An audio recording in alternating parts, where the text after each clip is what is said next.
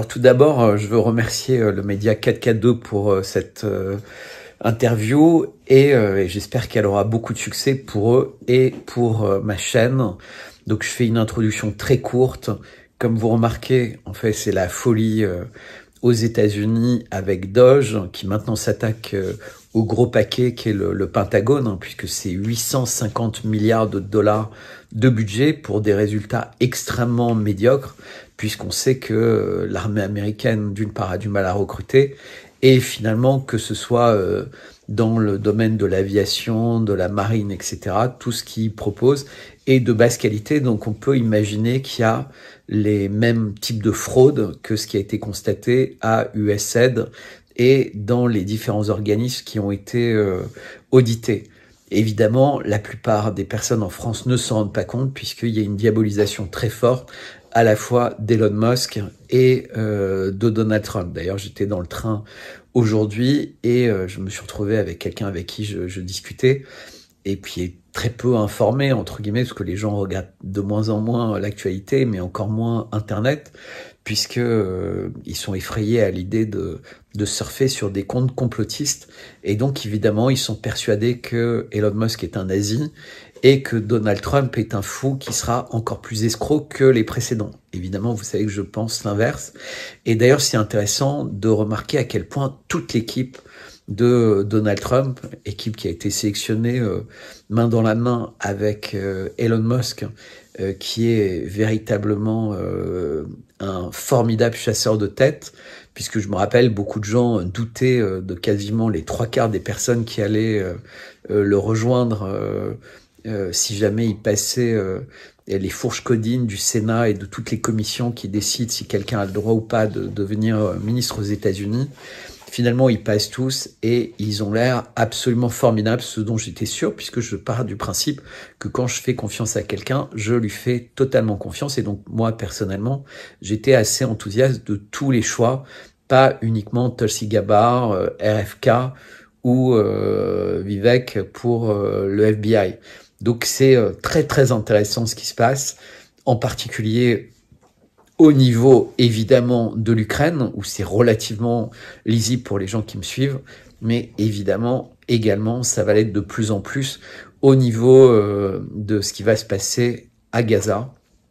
Mais ce qu'on comprend très bien avec cette petite phrase qu'a dite J.D. Vance aujourd'hui, ou hier ou avant-hier, selon la date à laquelle vous regardez cette vidéo, dans le cadre de la conférence de Munich sur la paix, mais qui en fait depuis des années est une conférence sur la guerre, il a dit que le danger pour les États-Unis, ce n'était pas la Russie, ce n'était pas la Chine, mais peut-être bien plus ce qui se passait en ce moment en Europe et les gens qui étaient à la tête de l'Europe. Donc je vous invite à regarder la situation et même le discours complet de J.D. Vance, c'était passionnant, de même que le discours qu'il a fait lors du sommet sur l'intelligence artificielle à Paris. Je note d'ailleurs en parlant de ce sommet que Modi avait à peine quitté Macron, qu'en réalité il filait à Washington. Et là, vraisemblablement, il a dû avoir des conversations extrêmement intéressantes avec Donald Trump, qui a dû lui faire passer le message que ce serait peut-être une bonne idée pour lui de se méfier un peu plus d'Emmanuel Macron, qui ne semble l'avoir fait depuis quelques années. Je pense que Modi a parfaitement reçu le message et on verra sans doute des changements au cours des prochaines semaines de la politique de l'Inde vis-à-vis, en tout cas, des discours guerriers et des discours clivants d'Emmanuel Macron à une époque où les choses n'ont pas vocation à être clivantes. C'est une vidéo dans laquelle je parle également, évidemment, du dossier Brigitte, qui prend une grande ampleur grâce au travail et à l'impact formidable de Candace Owens. Et j'en profite pour féliciter mon ami Xavier Poussard, qui est déjà best-seller sur Amazon. Donc c'est un succès énorme de ce livre sur lequel il est associé avec Candace Owens. Donc félicitations à eux. Et comme le disait Candace Owens, peut-être que eux également, et le partageront volontiers avec Natasha Ray, méritent d'avoir un prix de journalisme si les conclusions de leur enquête s'avèrent, comme de plus en plus de personnes le pensent, probantes. Même si, encore une fois, c'est pas mon sujet principal. Mon sujet principal étant beaucoup plus l'eschatologie, la place très particulière de la France. Et évidemment, cette affaire est un des rouages de ce dossier. Voilà, je parle souvent dans la vidéo avec Média 442 de mon blog. En fait, et le blog, évidemment, c'est ma lettre Substack, donc à laquelle je vous recommande de vous abonner si vous ne l'avez pas encore fait. Et je vous rappelle que le meilleur moyen pour me contacter, à la fois pour la lettre Substack, mais également pour le miel, pour les conférences, pour échanger, c'est mon email qui est bertrand@55bellechasse.com. Bertrand, B-E-R-T-R-A-N-D, @55, les chiffres 5 et 5, Bellechasse, BE2LECHA2SE.com, Bertrand @55bellechasse.com. Donc j'espère recevoir des emails et des remarques concernant cette vidéo, et je vous dis à très bientôt. Merci. Alors sinon, avant de vous laisser vous plonger dans la vidéo, un petit clin d'œil pour le miel. Donc ici, dans ma main, un extraordinaire miel d'acacia. Donc tout le monde savait. Et tout le monde a accepté d'être complice de ça, parce que ça fait du buzz, parce que ça fait des millions de vues, parce qu'il y avait un résistant qui était mis en prison. Il faut regarder qui vient aux obsèques de Mitterrand. Même la reine d'Angleterre n'a pas eu autant de monde à ses obsèques que François Mitterrand. Mitterrand était devenu véritablement le personnage le plus important d'une secte mondialisée. C'était pas Obama, c'était pas Clinton, c'était pas Biden, c'était pas Gates, c'était pas Soros, c'était Emmanuel Macron.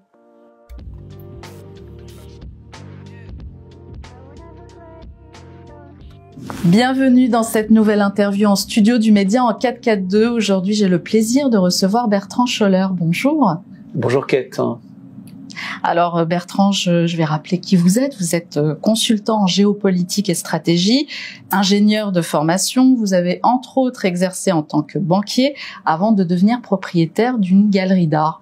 Merci d'être avec nous et surtout d'avoir accepté notre invitation. Je suis ravi. Je suis pas très souvent invité par des médias français de la dissidence, donc quand ça arrive, c'est la fête. Bon, très bien alors. Je suis ravie également.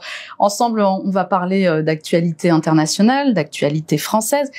Mais tout d'abord, j'aimerais que l'on revienne sur un événement qui a marqué votre fin d'année 2024 et qui est finalement étroitement lié à une information qui défraie actuellement les réseaux sociaux et les médias alternatifs.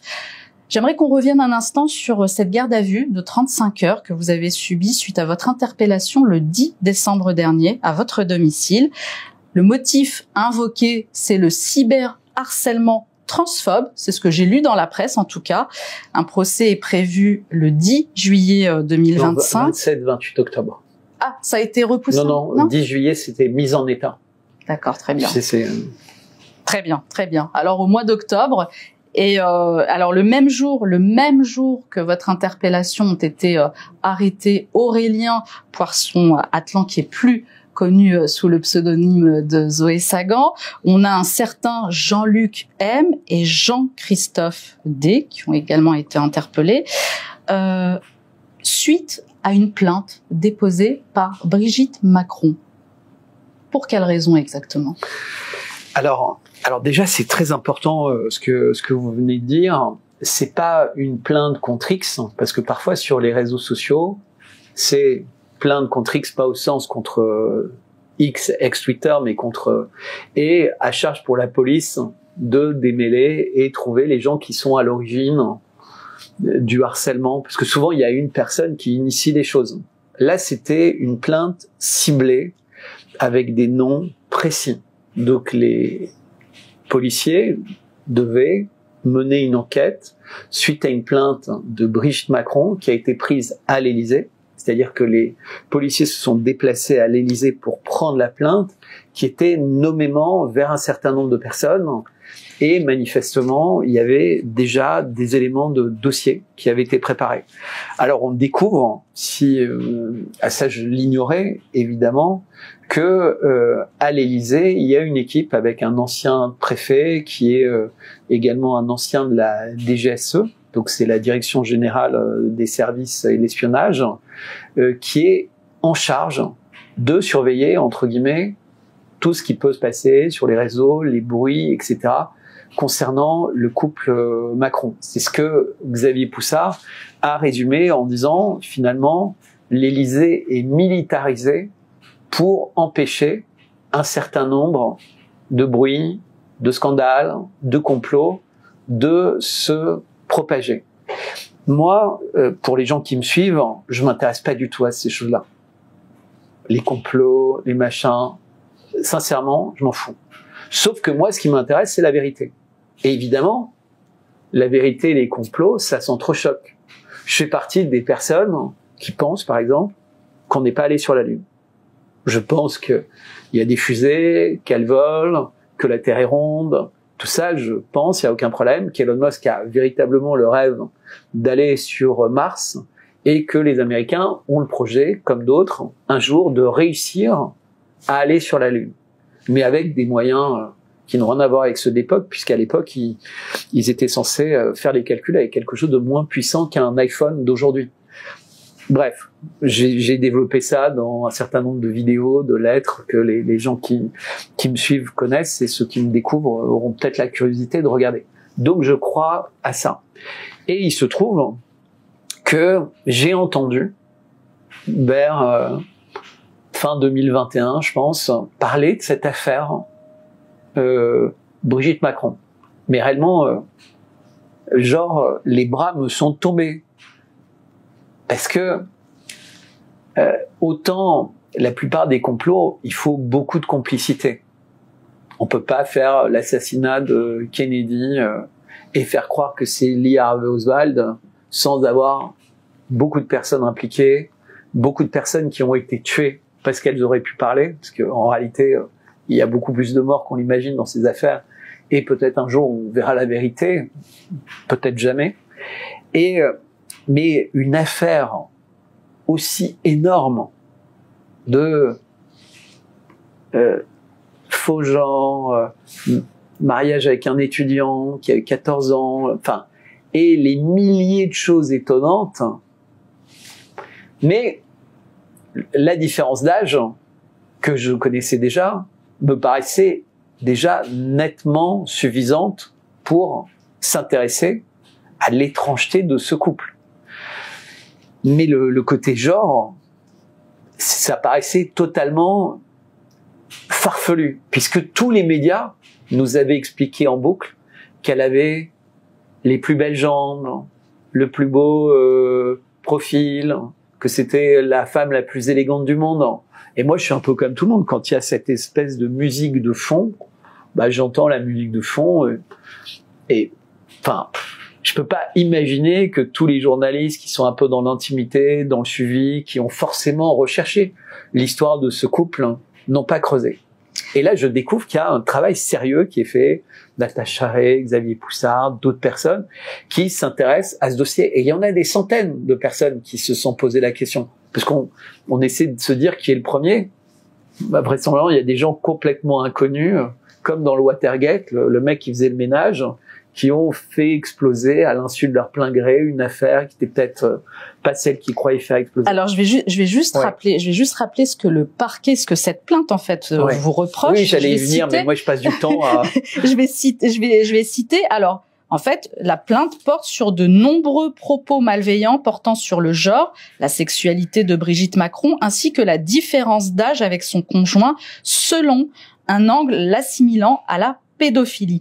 Qu'est-ce qui a fait croire donc à Brigitte Macron, puisque la plainte vient de sa part, dans vos propos, qu'est-ce qui lui a laissé penser que justement vous portiez atteinte à la fois à son genre, à sa sexualité, et puis que vous assimiliez ça à de la pédophilie? Alors j'évoquais en fait qu'il y avait un dossier, donc dans mon cas il y a un dossier avec quelques tweets, et sauf que moi je ne suis pas un producteur d'infos sur ce sujet, donc c'était des retweets.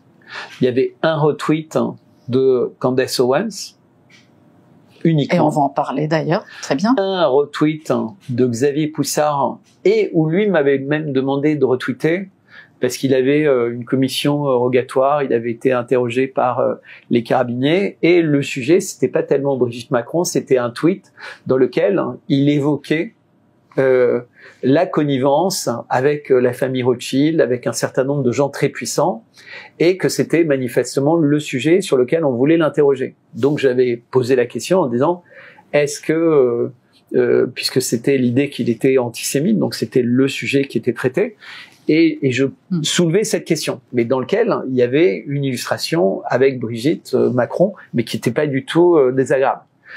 Il y avait la fameuse photo en maillot de bain où j'avais commenté quelqu'un qui avait mis cette photo, et il y avait quelqu'un qui avait détourné une photo qui pouvait faire penser à ça, mais qui était très éloignée, sans tête, et on voyait quelqu'un avec un petit maillot de bain bleu, mais c'était un homme, et un torse était très poilu, mais une mise en scène qui pouvait ressembler à la fameuse photo qui a fait le tour du monde, où elle est les jambes écartées sur le bateau, et les gens se disent cette photo est très étonnante.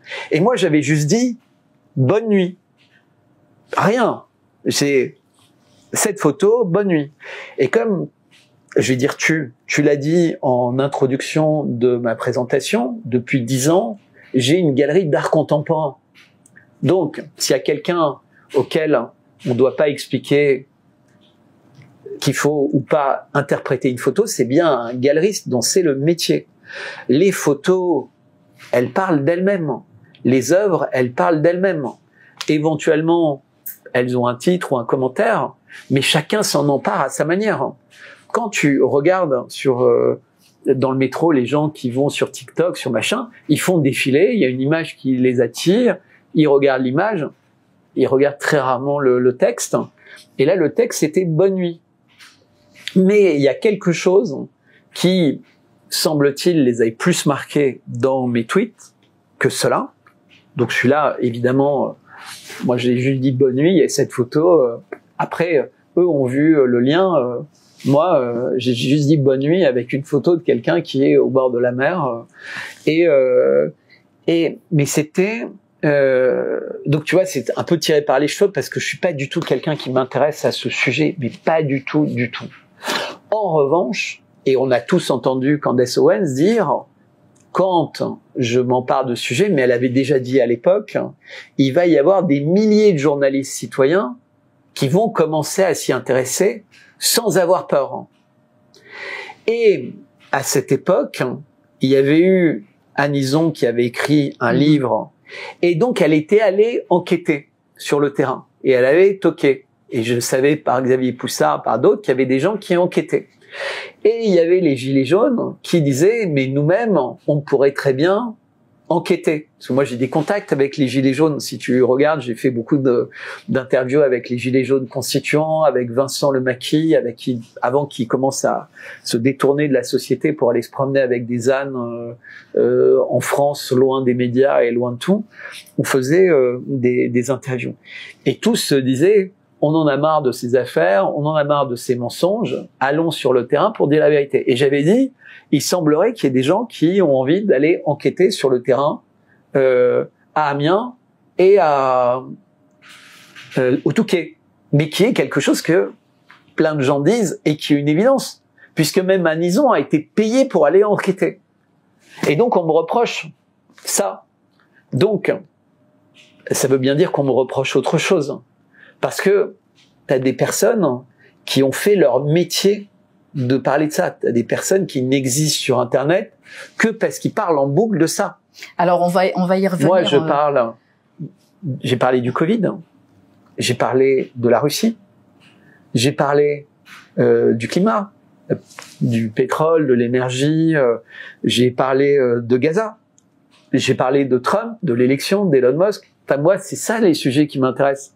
À la limite, la France est anecdotique pour moi, à part à cause de ce couple très particulier et d'une analyse pour laquelle je suis un peu connu du portrait officiel d'Emmanuel Macron, qui m'a véritablement donner des impressions bizarres et parce que il se présente comme l'antéchrist, hein, je balance tout de suite, et tout ça avec ces petites phrases, la bête de l'événement, les faux lapsus, il faut mieux détruire pour pouvoir bien reconstruire, les cérémonies d'ouverture et de clôture des Jeux Olympiques, l'incendie de Notre-Dame, la réinvention de Notre-Dame et les cérémonies, parce qu'il a fait 2 cérémonies pour Notre-Dame, etc., etc. Enfin, son rôle très particulier, son voyage de noces avec Lula. C'est pas moi qui le dis, c'était les médias qui disaient « Waouh, ils ont l'air tellement proches qu'on dirait un voyage de noces ».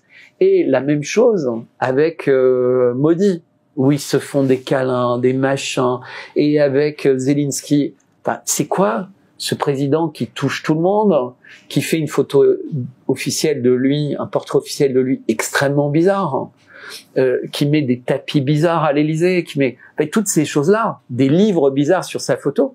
Et alors bon, aujourd'hui les gens découvrent 2 ans après parce que Candace Owens en parle et je suis ravi. Mais moi, mon métier, c'est d'analyser les images, d'écouter les gens et d'analyser l'image. Enfin, avant, j'étais, comme tu as dit, banquier, consultant, créateur d'entreprise, etc. Mais aujourd'hui, je suis un galeriste d'art contemporain. Je dois être le premier galeriste d'art contemporain au monde à être mis en garde à vue pour avoir osé débattre de photos publiques.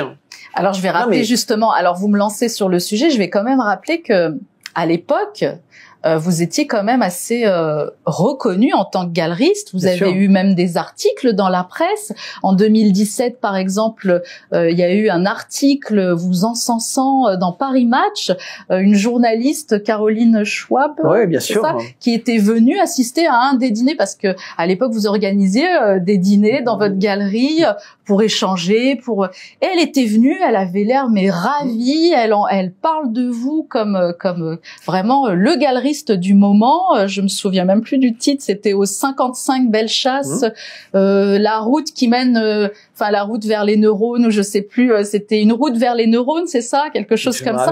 Enfin, voilà, c'est un dîner on avait l'impression que c'était le dîner où il fallait être pas dans Conspiration Watch. Voilà. Donc du coup, vous étiez le galeriste du moment, le galeriste en vogue, et aujourd'hui vous êtes complotiste. Mais je suis là exactement la même personne, parce que en réalité, on parle beaucoup de la galerie, des gens qui étaient associés dans cette galerie, etc. Et il y a plein de personnes qui essayent, tu sais, un peu comme avec un taureau, de montrer un foulard rouge et dire, regarde, il était dans Paris Match, il était avec Jacques Attali, il était ceci, il était cela.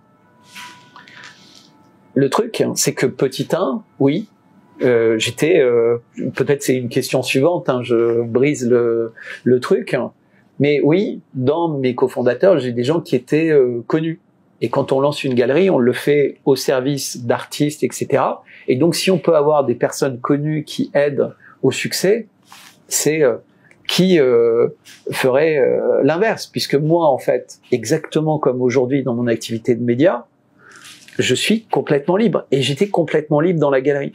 Et qu'est-ce qui s'est passé en 2014 ? En 2014, il y a une guerre à Gaza. Parce que là, la guerre qui a démarré en 2023, c'est pas la première. C'est la 6e en 18 ans. Et celle-là, elle est pire, puisqu'elle est affublée d'une étiquette vraisemblablement exacte de génocide. Et le Premier ministre israélien est recherché par la Cour pénale internationale pour crime contre l'humanité. Donc, je m'exprime beaucoup sur cet épisode, mais en 2014 également. Et en 2014, j'ai fait des expositions dans ma galerie pour montrer la souffrance des Palestiniens, avec des tableaux qui montraient ça. Parce qu'en fait, à l'époque, je présentais des artistes qui exprimaient ces choses-là. J'en avais qui parlaient de la liberté, de la féminité, de l'homosexualité, des génocides, du racisme. Parce qu'en fait, une galerie d'art, à toutes les époques, avant notre époque aujourd'hui, c'était un média, un endroit où on essaie d'élever les gens. Et c'était ça ma stratégie. Donc j'avais des gens très différents, mais c'était moi le boss, c'était moi qui faisais les choses. J'étais, et je suis toujours, le propriétaire de cette galerie. Donc, quand les gens disent « mais il est avec machin, c'est le diable », non, parce que machin, j'étais tellement libre qu'en fait ils sont partis de la galerie. Ils sont tous partis. Parce qu'en fait, j'étais pas un galeriste qui allait faire ce que font les autres galeristes, de l'art comme produit financier. J'étais un galeriste qui s'intéressait à l'art et au message de l'art. De la même manière qu'en tant que journaliste citoyen, ce qui m'intéresse, c'est pas de devenir plus gros que CNews ou de leur ressembler ou machin. Ce qui m'intéresse, c'est de bien faire ce que je fais avec les informations qui sont accessibles, sans en fabriquer, sans mentir, etc. Et donc, parfois je suis surpris. Je me dis, mais les gens, ils devraient trouver génial ce parcours. Mais non, en fait, ils sont tellement habitués à réagir de façon pavlovienne, c'est-à-dire on leur montre une image, tu sais, à chaque fois qu'ils voient une image, on leur dit méchant, méchant, méchant. Et on leur montre une image et ils disent méchant au lieu de se dire c'est bizarre, ça colle pas du tout avec l'impression que j'ai. Et commencer à se poser des questions. Tu sais, c'est comme on voit cette image où tu as quelqu'un qui poursuit quelqu'un d'autre avec un couteau et tu as l'impression que celui qui a le couteau, il est méchant. Parce qu'en fait, l'angle, ça donne cette impression. Puis quand tu regardes en grand, tu te rends compte que c'est pas un couteau qu'il a entre les mains, c'est en réalité son pied, il est en train de fuir quelqu'un qui a un fusil. Mais tu vois, avec la manière avec laquelle tu as mis l'angle de la caméra, tu dis l'inverse de ce qu'est la réalité de la scène. Attention, c'est un argument que Brigitte Macron pourrait utiliser. Hein. Non mais elle peut manipulation des images, mauvaise interprétation. Mais elle peut utiliser tout ce qu'elle veut. De toute façon, c'est disproportionné ce qui se passe.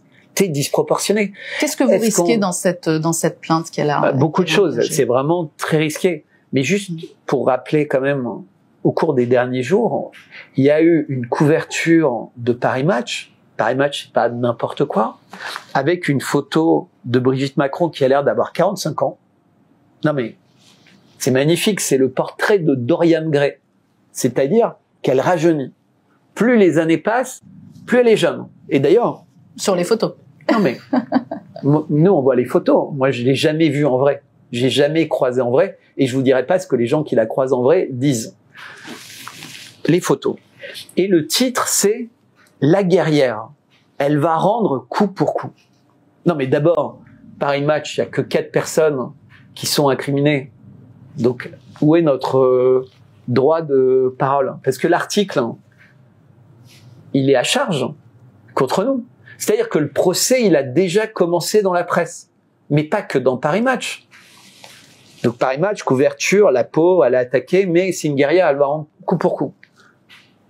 Charlie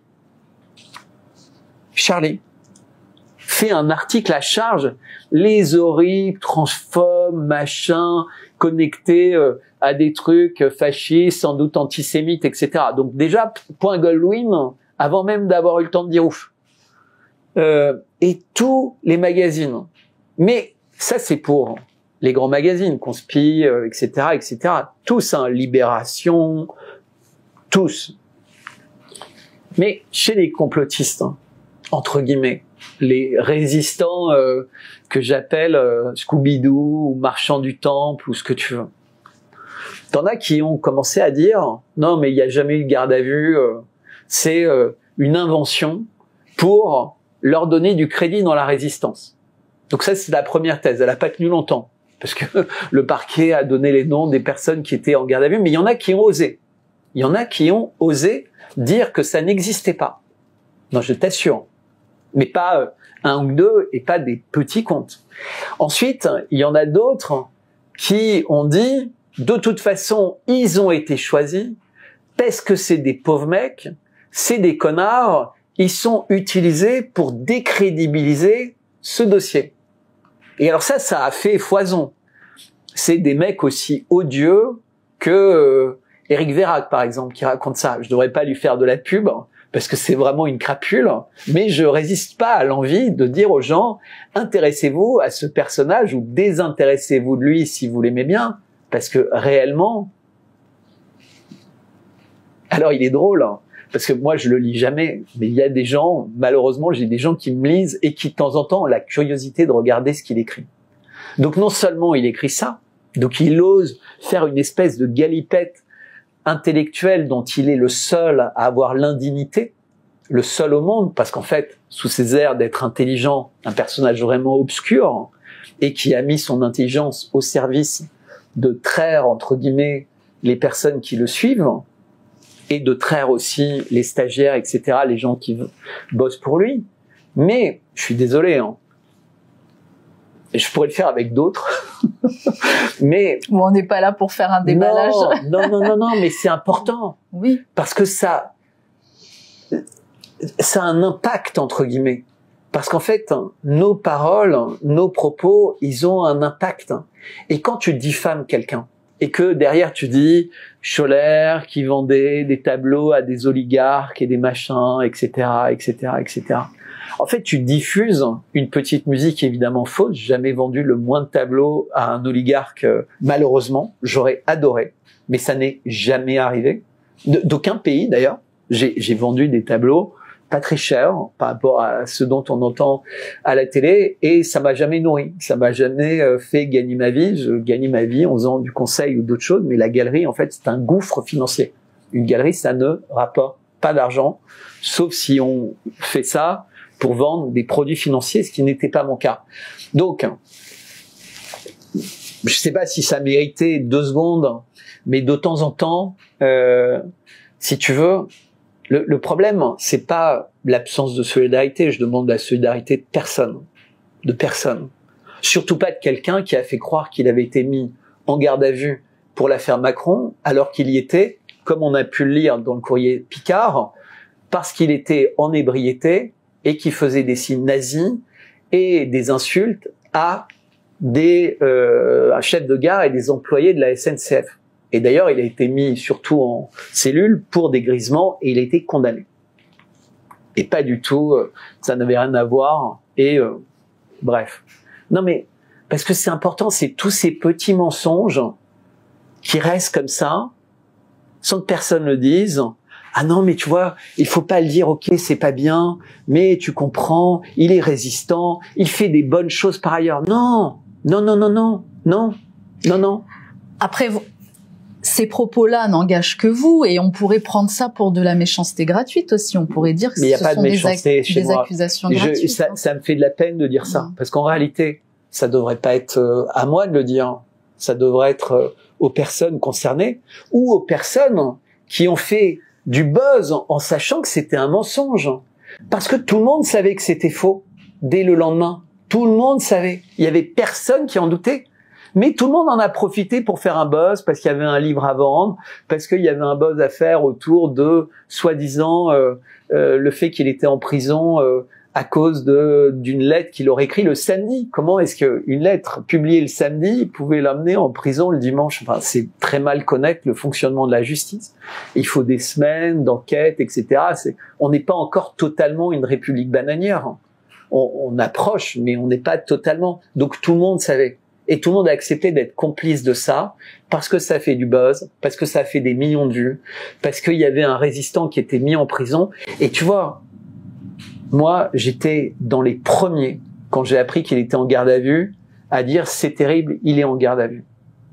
Et dans la soirée, on m'a dit quelle était la réalité. J'ai eu des informations, et qui venaient d'autres journalistes et d'autres personnes, voire même des gens très proches d'Éric Verhaeghe. Et donc, le lendemain matin, franchement, j'avais honte. Je me suis dit, mais je participe à un mensonge. Je participe à un mensonge. Il n'est pas en prison dans le cadre d'un combat pour la liberté d'expression, ça n'a rien à voir. Et donc, j'ai dit, je me suis trompé, je regrette d'avoir fait ce tweet, c'est pas la vérité. Mais j'ai rien dit d'autre. Et alors, je me suis pris avec un autodafé de plus sur le dos.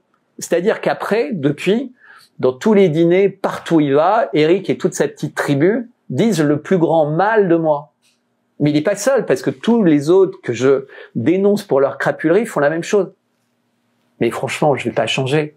Si tu veux, du monde dans lequel je viens, et que j'ai quitté pour participer à dire la vérité, je vais pas être un acteur de mensonges avec des petits rigolos. Enfin, franchement. Moi, et il faudrait que je sois fou, quoi. Pouvoir quitter le monde dans lequel j'étais pour me battre avec les gens qui sont censés se battre pour la vérité et trouver un marécage inimaginable et faire preuve de compassion avec ce marécage parce qu'il faut pas en parler, je suis pas la bonne personne. Qu'est-ce que vous êtes en train de nous dire là, Bertrand? C'est que je suis chez vous. Que finalement, ce petit monde-là de médias alternatifs ou de causes dissidentes serait une belle fumisterie? En grande partie, ouais. Écoute, Kate, je suis chez vous et tu vois, au début de l'année, vous avez fait une demande d'aide. Oui, on est en pleine cagnotte, effectivement. Et j'ai partagé votre demande. Merci. Pas parce que j'avais l'intention d'être invité ou n'importe, parce qu'en réalité... On avait déjà calé, je crois, en plus. Non, mais tout ça m'intéresse pas. Ça m'intéresse pas. Moi, maintenant, je vis ça comme un pèlerinage, tu vois, et j'ai joint le geste à la parole en vraiment faisant un pèlerinage. Donc, ça m'intéresse pas, les copinages, machin. Réellement, je m'en fous. Je préfère, tu vois, dire ça et tu dis non mais nous ça nous intéresse, ça va être gênant pour nous de dire ça, tu vois, on est plutôt à essayer d'arrondir les angles. Non, je dis les choses comme je les pense sur les sujets qui me paraissent intéressants. Donc oui, c'est le cas. Moi, je suis là, on a parlé une demi-heure avant la prise de parole. Oui, c'est un peu le concept, effectivement, avant qu'on lance l'enregistrement. C'est vrai que j'aime bien prendre le temps de discuter avec les invités. Et tu vois, vous faites partie des médias où j'aime parce que vous êtes courageux sur tous les sujets. Vous n'avez pas peur d'inviter les personnes les plus clivantes possibles. Et pas pour faire du buzz. Parce que ces personnes clivantes, elles ont des choses intéressantes à dire qu'on a rarement l'occasion d'entendre. Vous le faites. Et avec une grosse audience fidèle, vous allez toucher également des jeunes, ce qui est assez rare dans la dissidence. Il y a très peu de médias qui réussissent à toucher des gens jeunes. En général, il y a plutôt un ciblage différent par les médias dissidents pour d'autres raisons. Vous essayez vraiment d'aller toucher les personnes qui sinon sont plutôt uniquement sur TikTok, etc., en les invitant. Et vous galérez. Voilà, vous essayez pas d'avoir 16 000 euros par mois en plus pour recruter des stagiaires comme Toxin, mais qui après avoir demandé je sais pas combien pour recruter Berkoff, et après avoir demandé je sais pas combien pour... Vous êtes pas sur un modèle où vous voulez devenir des géants, vous voulez juste pouvoir faire votre boulot correctement. Mais ici, parce que vous faites attention à vos dépenses, moi je peux dire, et c'est pas chauffé. Vous avez une équipe quasiment pourtant j'ai allumé le bénévole. chauffage. Non, mais tu vois ce que je veux dire.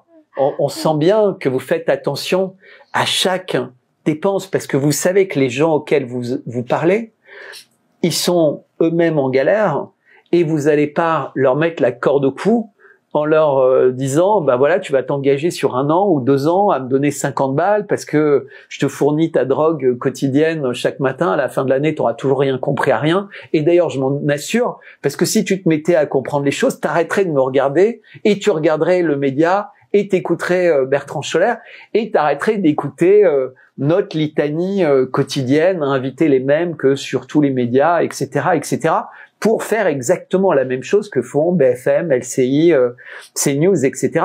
Parce qu'à la fin, c'est le rêve de tous ces gens-là, de monter dans ces boîtes-là, voire même d'être achetés peut-être pour devenir là une filiale avec des émissions sur Internet pour trouver un autre public. Parce que le métier qu'on fait, on peut le faire comme un job pour être nourri, mais comme on serait banquier, machin, etc., ou de façon altruiste, en espérant survivre en le faisant. Ce qui est manifestement votre cas. Et je dis aux gens, aidez-les. Je leur dis même pas pour moi, aidez le média 442 parce que ils méritent. Et si vous les aidez, eux, ils veulent pas plus grand. Ils veulent éviter d'aller dans plus petit. Alors qu'ils ont de plus en plus de succès. Donc, j'insiste. Enfin, demandez... Alors, c'était vraiment pas prévu. Je vous assure que cet entretien prend une autre tournure. C'était vraiment pas prévu. Merci Bertrand, parce que bon, on se connaît pas tant que ça finalement. Et c'est vrai. Alors je peux pas vous contredire parce que ce que vous êtes en train de dire, effectivement, c'est une réalité. On est vraiment un média totalement indépendant, ce que peut-être ne se rendent pas compte les spectateurs qui nous suivent. Mais on a tout donné dans cette aventure. On a réellement tout donné. On a donné notre âme, notre cœur, et ça c'est quelque chose qui fait quand même plaisir parce que certains nous le rendent bien. Voilà, beaucoup nous le rendent justement, comprennent qu'on agit avec notre cœur, qu'on fait ce métier aussi par passion et pour une cause commune et sincère. Donc, merci parce que ça me touche. Après, que voulez-vous que je vous dise? C'est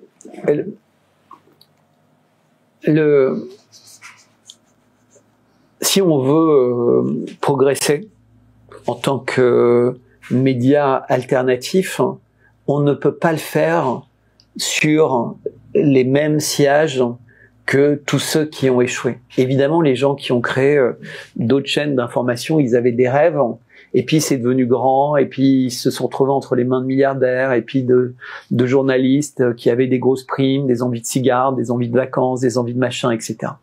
Et tout ça, ça devient une espèce de télé-poubelle, avec un nivellement par le bas, avec des informations qui sont très orientées politiquement, parce que parfois le monde politique a une grande influence aussi dans les médias en question.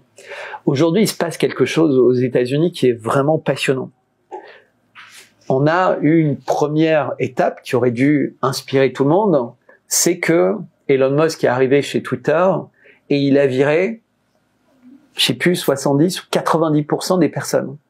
Et les gens étaient hallucinés qu'après, non seulement ça continuait à fonctionner, mais ça fonctionnait mieux.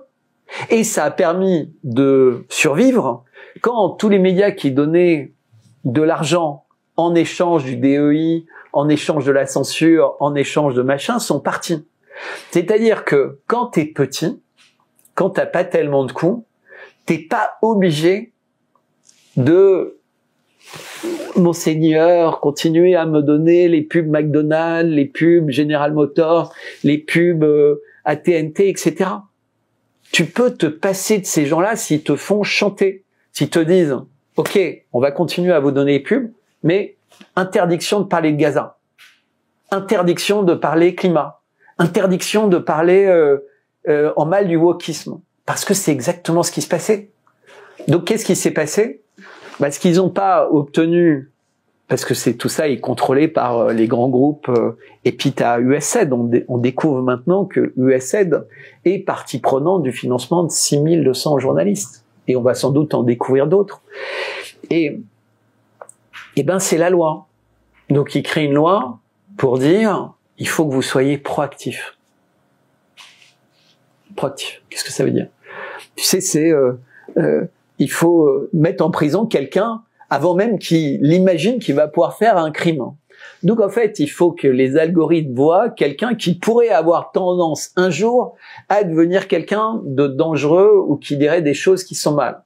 Alors évidemment, ça paraît bizarre à écouter, mais c'est exactement ce que sont censés faire les algorithmes dans le cadre des demandes de l'Europe. C'est-à-dire de réagir quasiment en temps réel pour suspendre un compte. Mais comment ça se passe en réalité?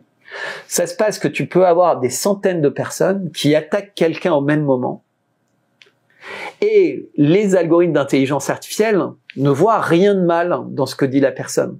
Mais comme il est attaqué massivement, compte tenu des règles et des accords avec l'Europe, le compte va être mis en suspension le temps d'un audit qui est fait par les filiales, qui est fait par... et donc ça peut prendre des semaines ou des mois. Et donc même si ça prend que quelques jours, le compte il est démonétisé. Parce qu'en fait, sur Internet, quand tu disparais une semaine, un mois ou 2 mois, tous tes algorithmes sont à plat, puisque plus personne ne cherche à te regarder, donc par rapport aux algorithmes. Et donc ils ont débranché des dissidents. Et c'est comme ça que ça fonctionne. Tu as même des sites Internet qui existent, publics, dans laquelle ils décident qui va être attaqué, et il y a des gens qui s'inscrivent pour attaquer la personne à cette heure-là. Ils reçoivent une alerte.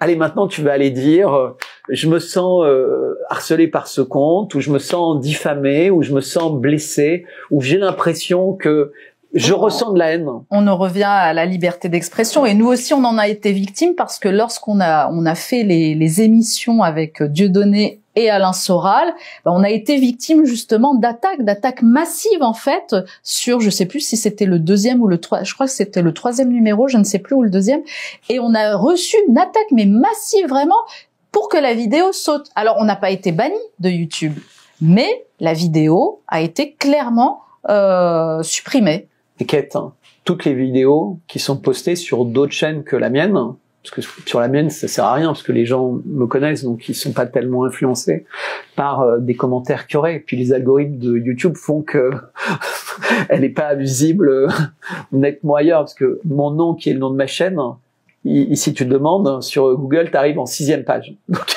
avant, mais non mais c'est dingue. Mais quand je fais une émission chez quelqu'un, par exemple, je fais régulièrement des émissions au Québec. Au début, les premières émissions, l'organisateur, il était incendié d'emails. Non, mais tu peux pas prendre lui, c'est horrible, etc. Des gens qui connaissaient ni d'Ève ni d'Adam. Et parfois, juste quand l'émission est mise en ligne, t'as tout de suite 10 ou 15 commentaires hyper négatifs. Parce que t'as beaucoup de gens qui savent pas quelle émission regarder. Donc, ils voient qu'il y a une émission, ils regardent s'il y a déjà des commentaires. Si les commentaires sont négatifs, ils se disent non mais je vais pas m'emmerder à regarder. Les commentaires sont déjà unanimes pour dire que c'est de la merde, que le mec il fout. J'ai entendu ça vaguement à droite à gauche, donc j'ai pas regardé. Et donc en fait tu crées comme une cloche sur quelqu'un qui va pas être vu. Donc par exemple quelqu'un comme Soral, il est radioactif. Donc t'as énormément de personnes qui adorent l'écouter discrètement, sans dire qu'ils l'écoutent, mais qui vont surtout pas le retweeter, qui vont surtout pas propager. Et puis ceux qui osent le faire, en général, c'est parce qu'ils ont peur de rien et qui sont catalogués. Et donc, tu as plein de choses comme ça. Et le système, en fait, avec les lois, avec les algorithmes, avec les fact-checkers, avec ce que je dénonçais tout à l'heure, les gens qui font courir des bruits dans les dîners en ville ou dans leurs articles, parce que c'est pas du tout une revanche. T'as bien compris ce que j'ai dit. En réalité, je m'en fiche. J'ai rien contre. C'est que ça me fait de la peine, en fait, pour tous les gens qui croient à ça et qui se rendent pas compte qu'en fait, ils deviennent, au lieu d'avoir un courrier des lecteurs en disant mais vous êtes indigne d'écrire ça, moi j'en ai marre parce que je pense pas que c'est la vérité. Pourquoi vous colportez ces petits trucs de nuisance? En fait, c'est pour démonétiser quelqu'un qui pourrait dire la vérité, en fait. Et c'est exactement ce que fait l'État. C'est-à-dire que quand tu as des gens qui s'attaquent à des vrais dossiers, eh ben, ils vont être attaqués, comme l'a très bien expliqué Candace Owens, sur des trucs qui n'ont rien à voir. Natacha Ray, elle a été condamnée sur un sujet qui n'a rien à voir avec Brigitte Macron et... Alors justement, ce qui interpelle aussi, c'est Candace Owens qui vient de lancer donc sa longue série là sur le Becoming Brigitte. Elle n'est pas attaquée, en tout cas elle reçoit des courriers, mais j'ai entendu un avocat justement, alors sur Toxin vous l'avez cité tout à l'heure, mais j'entendais un avocat qui doutait en fait de la provenance, que ce soit un réel courrier venant des avocats du couple Macron envoyé à l'équipe de Candace Owens. Il doutait de ça, voilà, il doutait de l'origine et de la... Ouais, il doutait de ces courriers. Bon, à voir, je ne sais pas. En tout cas, il a soulevé quand même un problème. Mais Candace est en train de reprendre effectivement le dossier à la fois de Natacha Ray, le dossier de Xavier Poussard et de tous les autres. Vous nous dites qui étaient finalement nombreux à avoir à s'être penchés sur ce dossier. Ah, mais vous avez dit des anonymes en fait. En réalité, des anonymes. Alors. Elle a l'air de pas être inquiète. Xavier Poussard aussi dans ce dossier-là, parce qu'à plusieurs reprises, elle l'interpelle. Elle dit mais pourquoi vous ne vous attaquez pas à Xavier Poussard? Pour quelle raison? Elle l'a dit à plusieurs reprises. Et c'est un véritable silence radio de la part du couple Macron. Je voudrais juste lire deux phrases, ou un peu plus, un petit paragraphe que vous avez écrit sur votre blog dans un article qui date du 1er février, donc qui est assez récent. Et puis après, je vous laisse réagir. Je vous cite. Dans ce chaos savamment orchestré, un duo échappe curieusement à l'attention générale, Emmanuel Macron et Brigitte. Et pourtant, leur binôme intrigue, inquiète même, tant ils semblent se fondre dans les rouages les plus troubles du pouvoir mondial. Ensemble, ils incarnent une anomalie politique, une énigme dont l'ampleur dépasse largement les frontières de la France. Mais c'est vrai. Kate, cette affaire, elle devrait être débloquée en 5 minutes. Terminée, circulée, il n'y a rien à voir. Aux États-Unis, le parjure, c'est un crime grave. Et donc, Candace Owens, elle pose 20 questions, dont la plupart peuvent être répondues par oui ou par non, sous serment, etc. Et elle dit, moi, dès que vous répondez aux questions, l'affaire s'arrête. J'arrête ma série. Puisqu'en fait, ok, c'était des coïncidences multiples, des indices concordants multiples. Ce qui peut faire une preuve en droit. Les indices multiples peuvent, dans l'esprit d'un juge, créer la culpabilité de quelqu'un ou la certitude concernant un fait. C'est-à-dire que ça éloigne le doute raisonnable. C'est-à-dire si tu as tellement d'indices, le doute raisonnable n'existe plus. Tu vois, je suis pas Colombo, mais tout le monde comprend que, tu vois, on peut pas gagner au loto. C'est-à-dire tous les indices disent que la vérité n'est pas ce qu'on nous raconte. Donner un seul indice qui nous dise l'inverse, mais un indice probant. Et ce que dit Candace, c'est que elle tend des perches sur des indices probants et il n'y a pas de réponse. Au contraire, il y a d'autres attaques et d'autres allusions à des choses et un amalgame sur en transphobe, machin, ceci, cela. Alors, l'avocat qui parlait chez Toxins, c'est un bon ami. Il s'appelle Alexandre Cugnache. Et je pense que ce qu'il veut dire, mais je suis pas à sa place, hein, c'est que en tant qu'avocat, ça lui semble tellement aberrant comme manière d'agir qu'il ne peut pas imaginer qu'un grand avocat bosse comme ça. Mais le problème, c'est que ça nous paraît aberrant quand on fonctionne comme des gens qui sont intéressés par le bon sens et la vérité. Mais quand t'es pas intéressé par le bon sens et la vérité, et que tu connais les lois et la manière avec laquelle tu vas pouvoir les utiliser, la manière avec laquelle ces lettres sont faites à l'encontre de Candace sont très astucieuses pour construire un dossier de harcèlement, de transphobie, de ceci, cela. Parce qu'en réalité, eux, ils savent dans quelle case d'une procédure pénale ils vont mettre ça.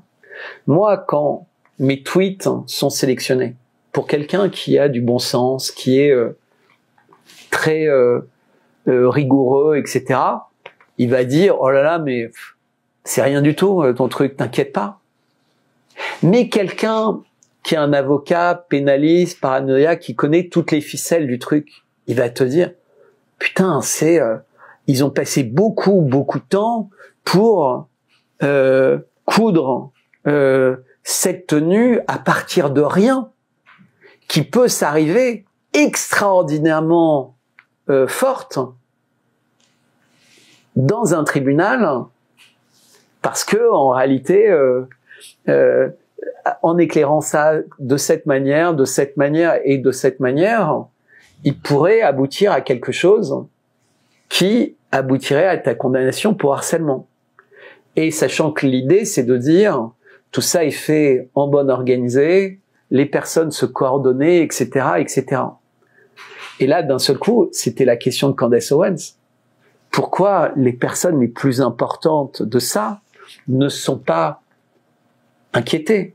Il y a des gens qui sont très fiers d'être des brigittologues, d'être des experts du sujet, et pour lesquels 90% de leurs tweets sont sur ce sujet.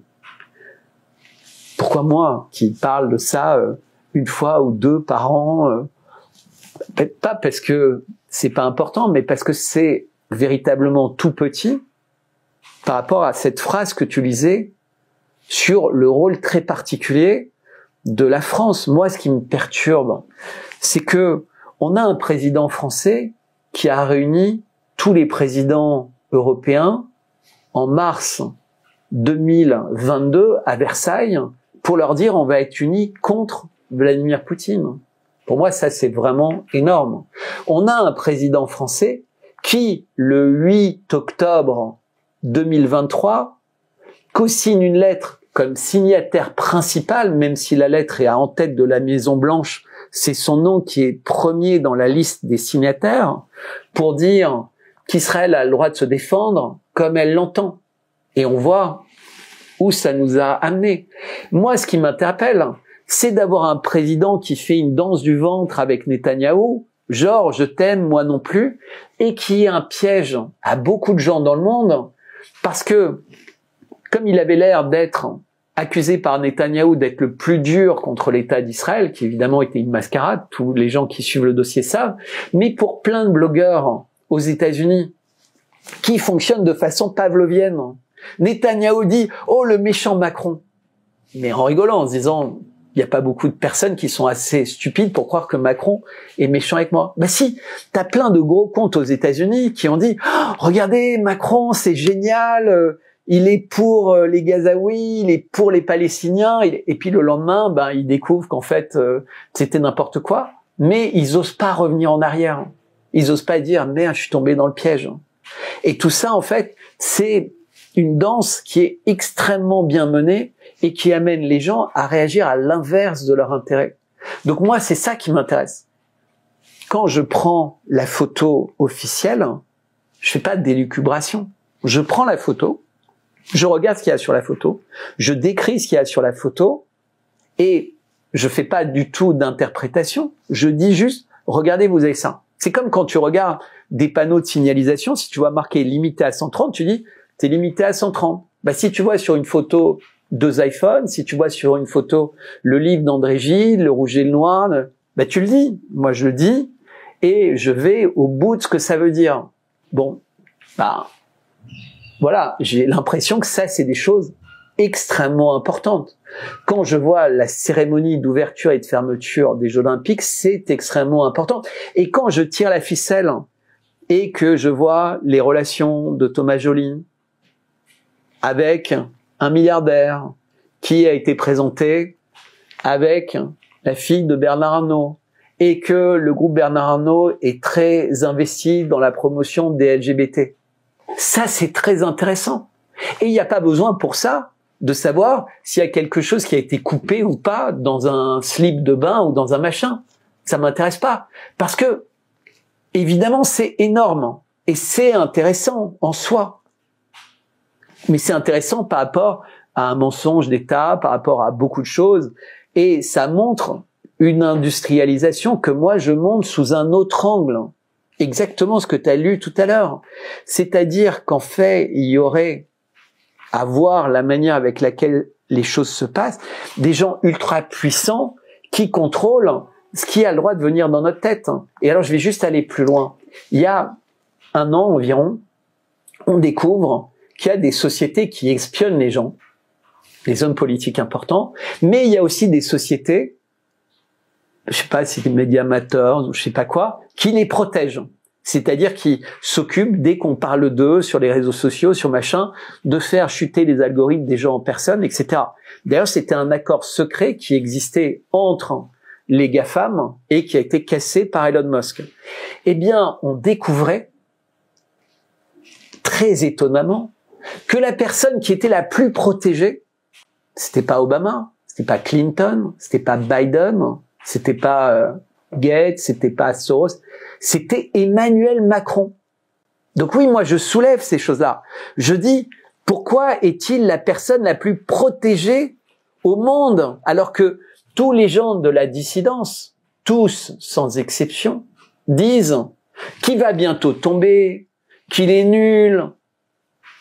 Non mais, alors, et moi je vois cette contradiction énorme. Justement, à ce propos, alors d'une part, Candace Owens a soulevé des aspects de la vie d'Emmanuel Macron et Brigitte Macron qui seraient marqués. Elle a soulevé le projet MKUltra, elle a soulevé les sociétés secrètes, la philie les pratiques satanistes, et vous faites le lien entre l'ascension d'Emmanuel Macron et celle de François Mitterrand. Exactement. Donc je vais lire parce que là on va venir justement à ce fil que vous déroulez. Quel vous avez vraiment travaillé, c'est rare de voir des personnes qui travaillent autant. Écoutez, c'est mon métier, non? Ouais, mais justement. C'est le but. On comprenne aussi. Non, mais justement. Quelle est votre pensée, comment vous en êtes arrivé? À aider Média 4K2 parce que véritablement, vous faites pas ça en dilettante. Moi, j'apprécie vraiment. Je savais en venant ici que je venais chez des professionnels, mais vous me le prouvez. Merci. Merci. Alors, je vous cite. D'accord? C'est un article que vous avez publié le 18 janvier. Vous dites, en France, un autre chapitre de cette épopée sombre s'écrit avec Emmanuel Macron, dont l'ascension semble écrite par des mains invisibles. François Mitterrand, dès son ascension au pouvoir en 1981, a été initié à des secrets qui ont changé son destin. Il n'a pas seulement gouverné, il a travaillé à l'avènement de l'Antéchrist en France, tissant un réseau architectural autour de la pyramide du Louvre, un centre névralgique de ses plans. J'avance un peu, le Louvre, avec sa pyramide, n'était pas seulement un hommage à l'art, mais un monument aux rites anciens et aux visions futures. Ce travail de préparation a conduit à l'émergence d'Emmanuel Macron, dont l'ascension en 2017 a été orchestrée pour être le point culminant de ce plan. Jacques Attali et Bernard Arnault ont joué leur rôle dans cette symphonie obscure. Attali, avec ses prévisions et influences, a tissé des complexes avec Macron, tandis qu'Arnault, avec sa fortune, a soutenu ce projet, voyant une opportunité de renforcer son propre empire. Ça, c'est un court extrait oui. d'un long article. Ce que dit en fait ce passage, ce que j'essaie d'expliquer en fait, c'est que il n'y a pas besoin de faire un film de cinéma où on interroge quelqu'un qui explique qu'elle a assisté à des cérémonies où des enfants ont été mangés ou ont été violés sous la pyramide du Louvre. Je suis désolé, moi je rentre pas là-dedans. Je rentre pas dans ces racontards, dans ces élucubrations, parce que les gens qui font ça, peut-être que c'est la vérité, je rentre pas dedans, mais les gens qui font ça, en fait, appellent à des sentiments bas, à des instincts. On est véritablement dans le truc people, voilà, ça m'intéresse pas. Moi, j'aime bien essayer d'élever les gens dans la manière avec laquelle je travaille et d'être sur des choses un peu comme fait Poussard à sa manière, extrêmement concrètes. Et donc, quand on regarde l'arrivée de Mitterrand, c'est quelqu'un qui a une vie d'homme politique parfaitement banale. Il est cultivé, il est machin, il a rien d'incroyable. Il est impliqué dans des faux attentats, dans des faux machins, enfin, Mitterrand, quoi. Et Mitterrand devient président, beaucoup de grands monuments, une influence extraordinaire, beaucoup avec Jack Lang, qui est toujours présent dans la scène politique. Évidemment, je ne vais pas rentrer dans le détail de tout ça, pour aller tout de suite à la fin. Mitterrand, ses obsèques. Il faut regarder qui vient aux obsèques de Mitterrand. Même la reine d'Angleterre n'a pas eu autant de monde à ses obsèques que François Mitterrand. La terre entière, les présidents, Mitterrand était devenu véritablement le personnage le plus important d'une secte mondialisée, qui est régulièrement présenté par Pierre Hillard. On n'a pas les mêmes sentiments. Lui, il pense qu'ils sont tous partie prenante. Moi, je pense que c'est pas vrai, qu'il y a des exceptions. Poutine, Xi, Trump, etc. Lui, il pense qu'ils sont tous. Mais cette image de la messe d'enterrement de François Mitterrand, avec un texte écrit par François Mitterrand pour ses obsèques, mélangé avec l'Apocalypse de Saint Jean, est fascinante quand on rentre dans l'eschatologie et qu'on comprend le rôle qui semble être celui dévolu à Emmanuel Macron, tous les mystères de son attention, et qu'on réalise qu'Emmanuel Macron, qui n'est pas véritablement quelqu'un qui s'intéresse à la religion, à l'âme, etc., mais pourquoi Emmanuel Macron, est-ce qu'il va devant la tombe de François Mitterrand, qu'il n'a jamais croisé? Il s'est jamais positionné comme socialiste. pourquoi est-ce qu'il va faire un hommage sur la tombe de François Mitterrand? On trouve des photos de Macron, la roche de Solutré d'Emmanuel Macron, c'est la tombe de François Mitterrand. Qu'est-ce que François Mitterrand a appris comme secret? À quoi il a été initié en devenant président à cette date-là? Qui fait que tout son parcours va être sur le wokisme, sur une immigration débridée, et finalement l'accroissement du racisme avec le jeu entre guillemets avec l'extrême droite qui est devenu un instrument de conquête du pouvoir que pratiquement tous les partis ont utilisé les uns après les autres. Ils se sont repassés le truc et ça continue. Et ça continue. Qu'est-ce qu'il a appris qui fait que notre petit pays, entre guillemets, fait que les présidents du monde entier sont venus à ses obsèques?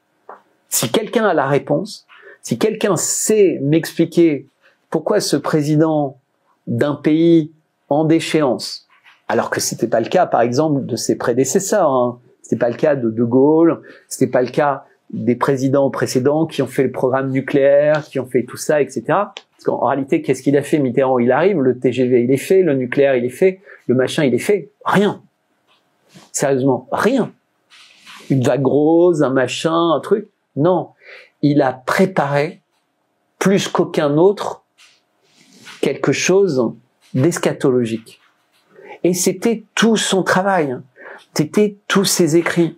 C'était tout ce petite chose qu'il a distillé, évidemment, avec la complicité de beaucoup de personnes qui étaient mises au sommet de beaucoup d'États du monde. Et vraiment, je te remercie de me poser cette question, parce que c'est des choses que peuvent lire sur mon blog les personnes qui s'intéressent à la lecture, mais comme je suis rarement interrogé par des médias qui font ton travail, malheureusement, c'est des choses qui restent connues de très peu de personnes et que je peux même pas développer comme ça dans mes écrits, parce que il faudrait un livre entier pour dire des choses qu'on peut dire oralement. Donc vraiment, merci, parce que c'est super important.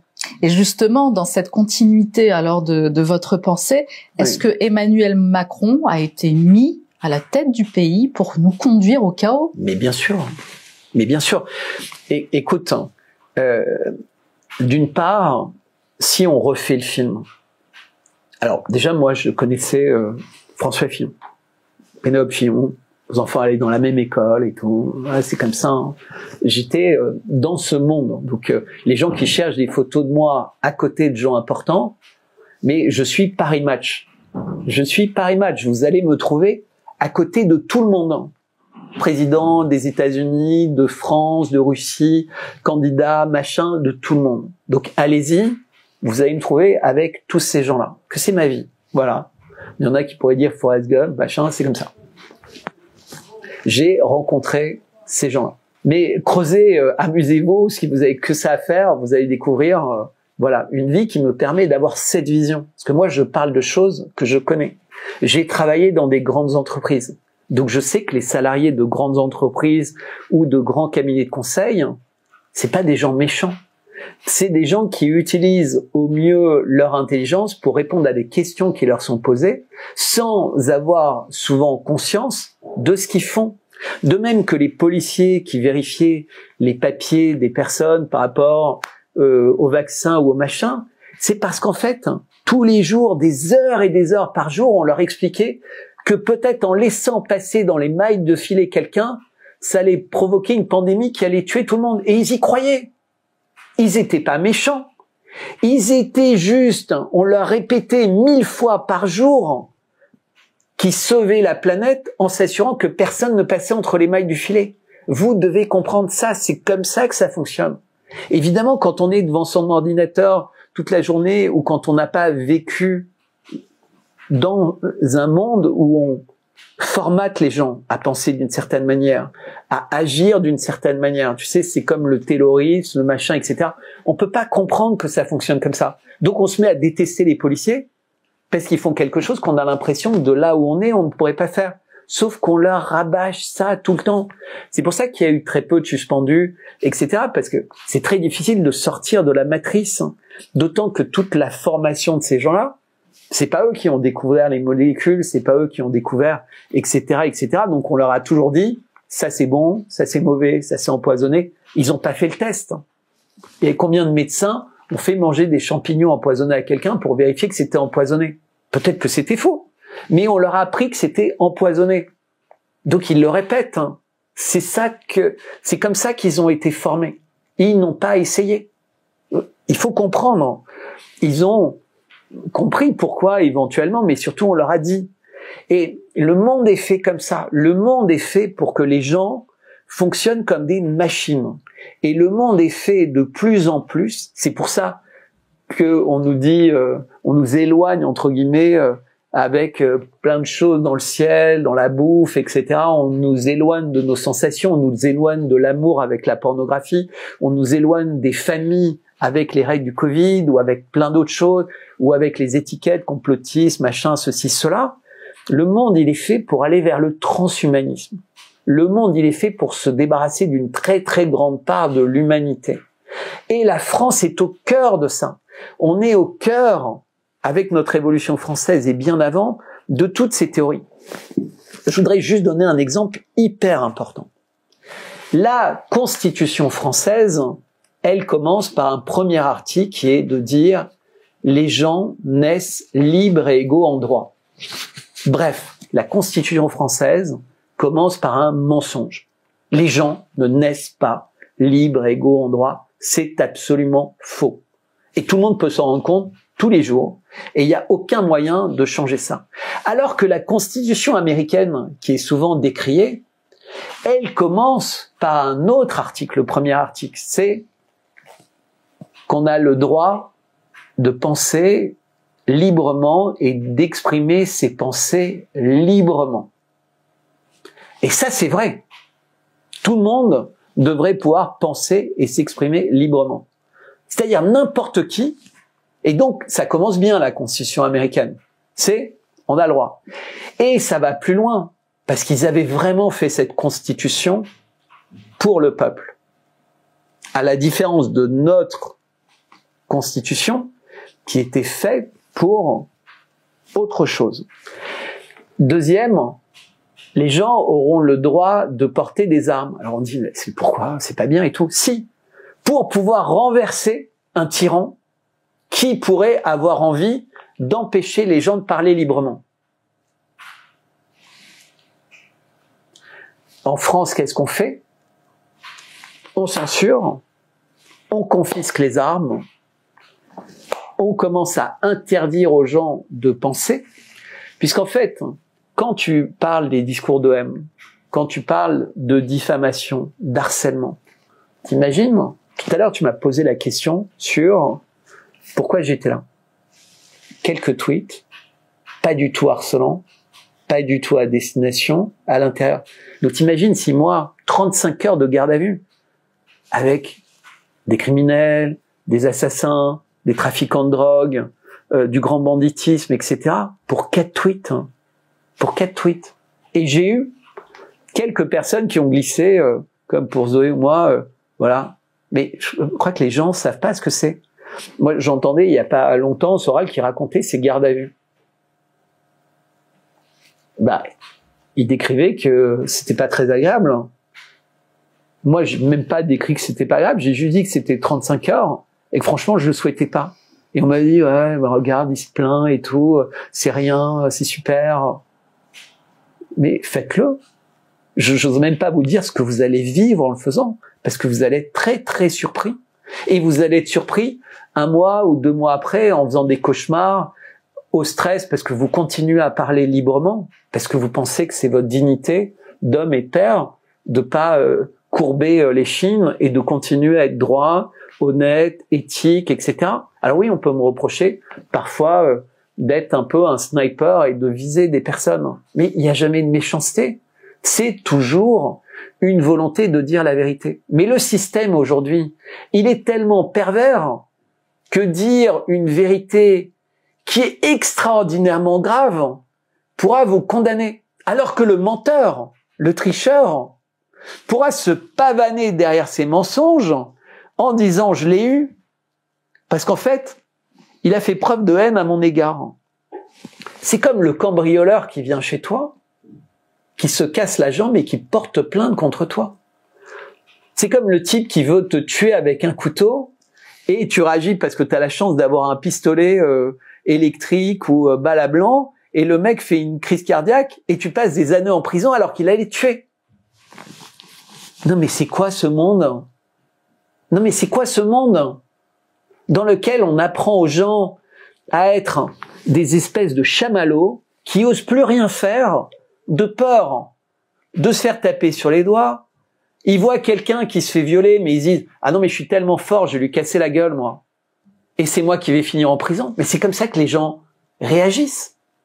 T'as des personnes qui voient quelqu'un se faire tabasser et qui réagissent et qui se retrouvent condamnés en prison et qui disent « Oh, merci de m'avoir libéré après 1 ou 2 ans de prison. C'est vrai que je lui ai fait mal, j'aurais pas dû, je suis boxeur, etc. » On connaît tous les... C'est quoi cette société? Alors les gens disent « Mais aux États-Unis, Trump, il est en train de changer les règles, c'est horrible, etc. » Non, non. Il fait comme les Russes, il fait comme les Chinois, il fait comme des pays. Il remet l'église au centre du village. Il remet l'église au centre du village. Vous volez.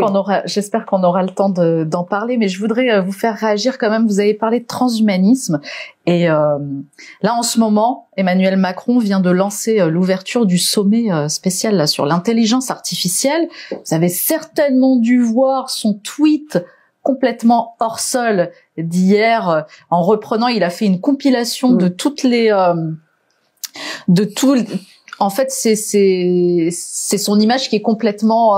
Il est dans une opération de séduction. Alors, une opération de séduction, mais alors moi j'ai quand même regardé, je regarde pas ses allocutions, mais hier, on m'a dit, il y a une journaliste indienne qui va être là pour l'interviewer et j'ai tenu à regarder. Et sincèrement, je l'ai trouvée très bien. D'abord, cette journaliste, on voyait qu'elle était étrangère, contrairement aux journalistes français. Et quand la séquence a commencé, on a bien vu son visage et elle a dit quelque chose qui, moi, m'a interpellée. Et effectivement, c'est la réaction normale de toute personne. Mais c'est pas marrant. Ouais. C'est pas marrant. Je comprends pas, c'est pas marrant. Et j'ai senti qu'on lui avait demandé de pas parler. J'ai senti qu'elle a été quand même, qu'il y a eu une demande à l'oreillette d'arrêter. Elle a pas pu aller au bout de sa pensée. Alors on est quand même, là, c'était quand même visible en direct qu'on est dans une espèce de dysfonctionnement total. On a vu journalistes français, journalistes de télévision d'État et journalistes étrangères. On a vu les deux modes de fonctionnement. Mais c'est ça, mais en réalité, la journaliste, en fait, quelque part, elle est complice de mettre en lumière, parce que toi, tu le vois en France, ça va être vu par 3, 4 millions, 5 millions, 6 millions de personnes avec les extraits, les machins, 10 millions de personnes. Mais ça va être vu par 200 millions, 100 millions de personnes en Inde. Parce que la France, qui fait un sommet avec l'Inde sur l'intelligence artificielle, la France, ce pays qui fait encore rêver beaucoup de gens, malgré les rats, malgré le chômage, malgré... voilà. Et donc... il y a la Chine, mais la France s'intéresse à l'Inde. Donc pour les Indiens, c'est flatteur. Et Macron sait qu'il vise pas n'importe quel pays. Parce qu'en fait, on revient à cette bataille eschatologique. Et c'est super important. Les gens disent, mais non, il faut que l'antéchrist soit très aimé. Mais Macron, j'expliquais, quand il se fait ses fausses disputes avec Netanyahou, il y a plein d'Américains qui se mettent à l'adorer. Les Américains, un peu patriotes, qui supportent pas ce qui se passe à Gaza. Il y en a beaucoup, beaucoup plus qu'on imagine. Quand il va avec Lula, et qui fait son truc, les Brésiliens se disent, waouh, il nous aime, il aime notre forêt, il aime notre machin, il aime, et quand il fait avec Modi, qui est sans doute le plus proche de Macron, Modi qui vient régulièrement, qui a la plus haute distinction dans l'ordre de la Légion d'honneur, Macron qui va souvent en Inde, parce qu'en fait il fait une campagne de pub mondiale pour être aimé. C'est ce qu'on appelle le pacte avec le diable. C'est-à-dire qu'il est présenté à ces gens-là pour créer un amour pour lui. Et les gens ne savent pas qui ils se mettent à aimer. Et c'est pour ça que moi, je me bats pour essayer d'expliquer que c'est ce que tu as lu dans les lettres, ce que tu as vu dans les vidéos, etc., que être complice de ça, c'est laisser d'autres personnes tomber dans le panneau. Quand tu vois Ponzi qui fait son arnaque, tu sais, l'arnaque financière de Ponzi, où il prend quelqu'un et il lui dit « je vais vous faire gagner 10%, et avec l'argent de la première personne, il le met de côté, puis les autres personnes arrivent pour gagner 10%, et avec l'argent des autres personnes, il fait réellement gagner 10% au premier. Et avec les autres personnes, il fait réellement gagner, et donc tous deviennent les ambassadeurs en disant « c'est incroyable, il réussit à me faire gagner 10% tous les mois, c'est impossible. » Mais si le système grandit pas, ça s'effondre. C'est pour ça qu'on appelle le système pyramidal de Ponzi. Mais il fonctionne pareil. Mais si, dès le début, il n'y en a pas qui disent « attention, vous êtes en train de rentrer dans une arnaque », eh ben, on est complice de cette arnaque. Si tu dis « cette personne est dangereuse, arrêtez de croire qu'il est inoffensif et que c'est un pantin », on est complice. Tu vois, il y a des gens, parfois des parents ou des voisins qui sont qui disent non mais c'est vrai qu'il a fait plein de trucs bizarres, il s'amusait à tuer les chiens, les chats, il les faisait souffrir, il avait un regard. Et puis un jour il y a des enfants dans le village qui commencent à se disparaître. Mais quand on interroge, mais il n'y a pas quelqu'un qui est bizarre, personne n'ose dire en se disant mais moi je l'ai pas vu faire du mal, puis je veux pas faire un rapprochement, puis je veux pas parce que ceci, cela, etc. Bah, le problème, c'est que c'est comme ça qu'on laisse des tueurs en série se passer, on laisse des crimes.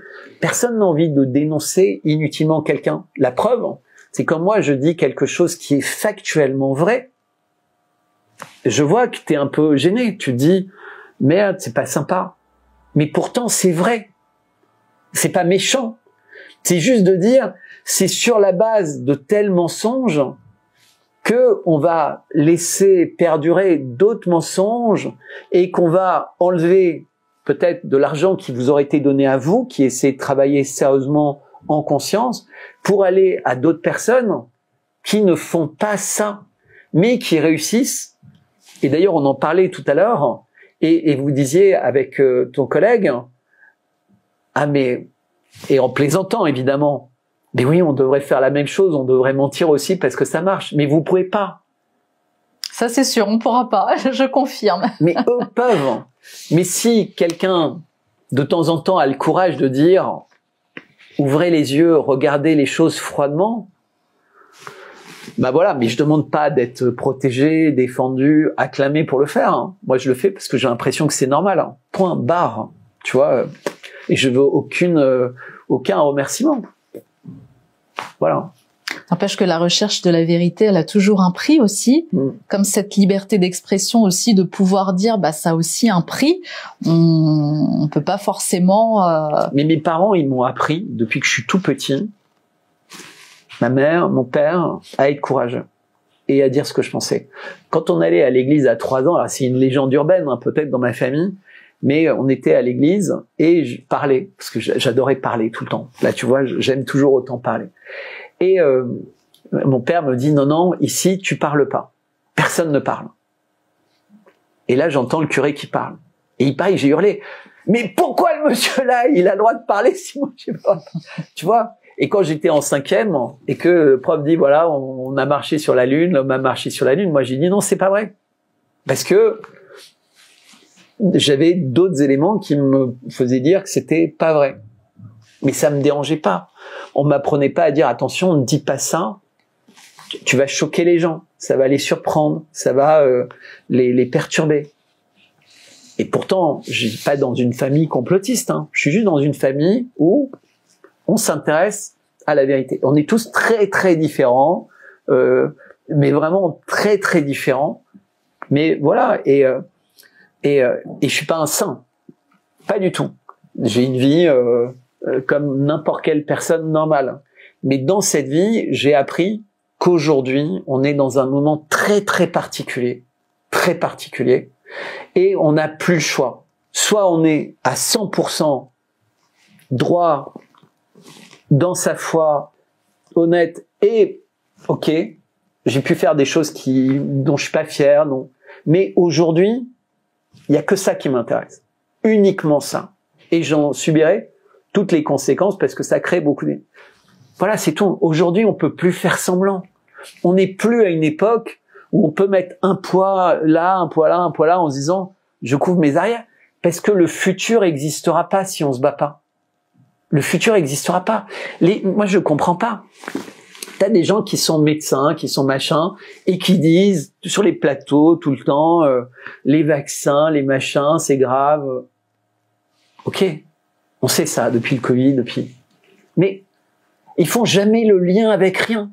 Donc ils sont dans leur petite chapelle de scientifiques qui vont des statistiques, mais c'est fini les amis, c'est fini. Là, le truc il est devenu énorme.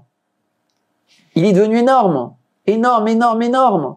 Faites le lien entre tout. Ne restez pas dans votre petit truc. Faites le lien. Mais pourquoi ça fonctionne comme ça? Et c'est très très important ça.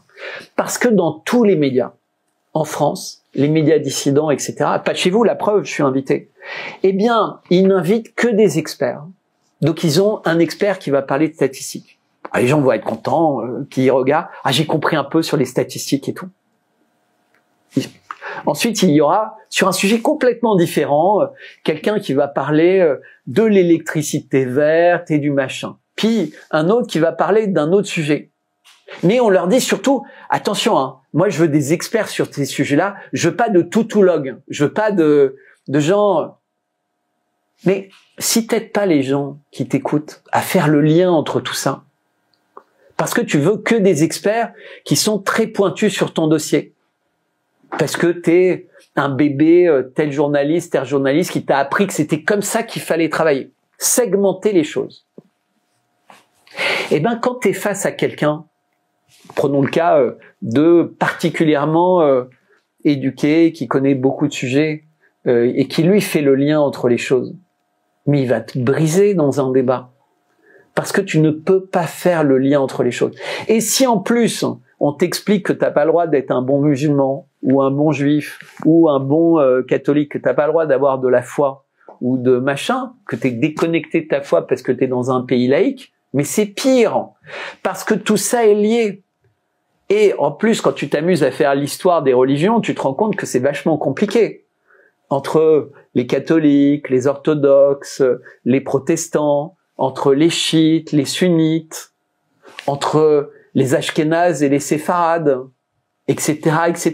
Et puis les livres religieux, le Talmud, la Torah, la Bible, les évangiles, le Coran, les hadiths. Tout ça, c'est fondamentalement différent. Et les gens confondent tout. Parce que on leur apprenne pas. On leur dit, musulmans, 11 septembre, Al-Qaïda, terroriste. On leur dit de temps en temps, et ils retiennent, ISIS, Clinton, Obama, machin. Mais ISIS change de nom. Et il s'appelle Al-Nosra. Mais, évidemment, les gens font pas le rapport. Donc quand on se met à leur parler Al-Nosra bien, c'était en Syrie. Ah non, mais Al-Nosra, c'est les bons terroristes. Oui, mais le chef d'Al-Nosra... Normalement, nous, notre public, c'est un public quand même qui est assez averti, qui est conscient, qui lit, qui est au courant de ces choses-là. Donc c'est vrai que pour le coup, on a vraiment de la chance parce que... Mais oui, mais parce que vous travaillez comme ça. C'est pour ça que quand tu me dis de venir... Moi, je viens. Parce qu'on travaille comme ça, et puis généralement les invités. C'est pour ça qu'il faut vous donner de l'argent. Ah bah merci. Ah bah là, mais non, mais évidemment. Ça a été un entretien promotionnel là. Mais évidemment. Ouais.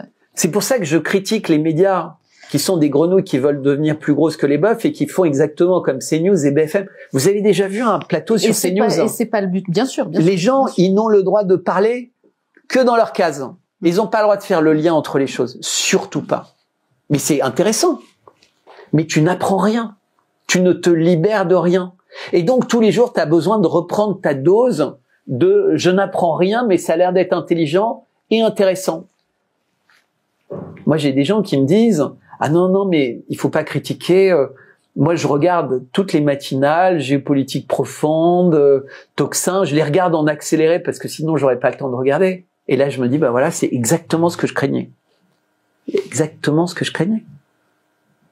pas de pédagogie, pas de capacité à regarder les choses en perspective. C'est-à-dire que tu dis aux gens des choses qui sont tellement compliquées que c'est encore plus compliqué après ces émissions-là de simplifier les choses dans ta tête. Moi, j'en rencontre parfois parce que j'ai croise dans la rue, dans des conférences, dans des machins. Puis j'essaie d'avoir des conversations avec les personnes.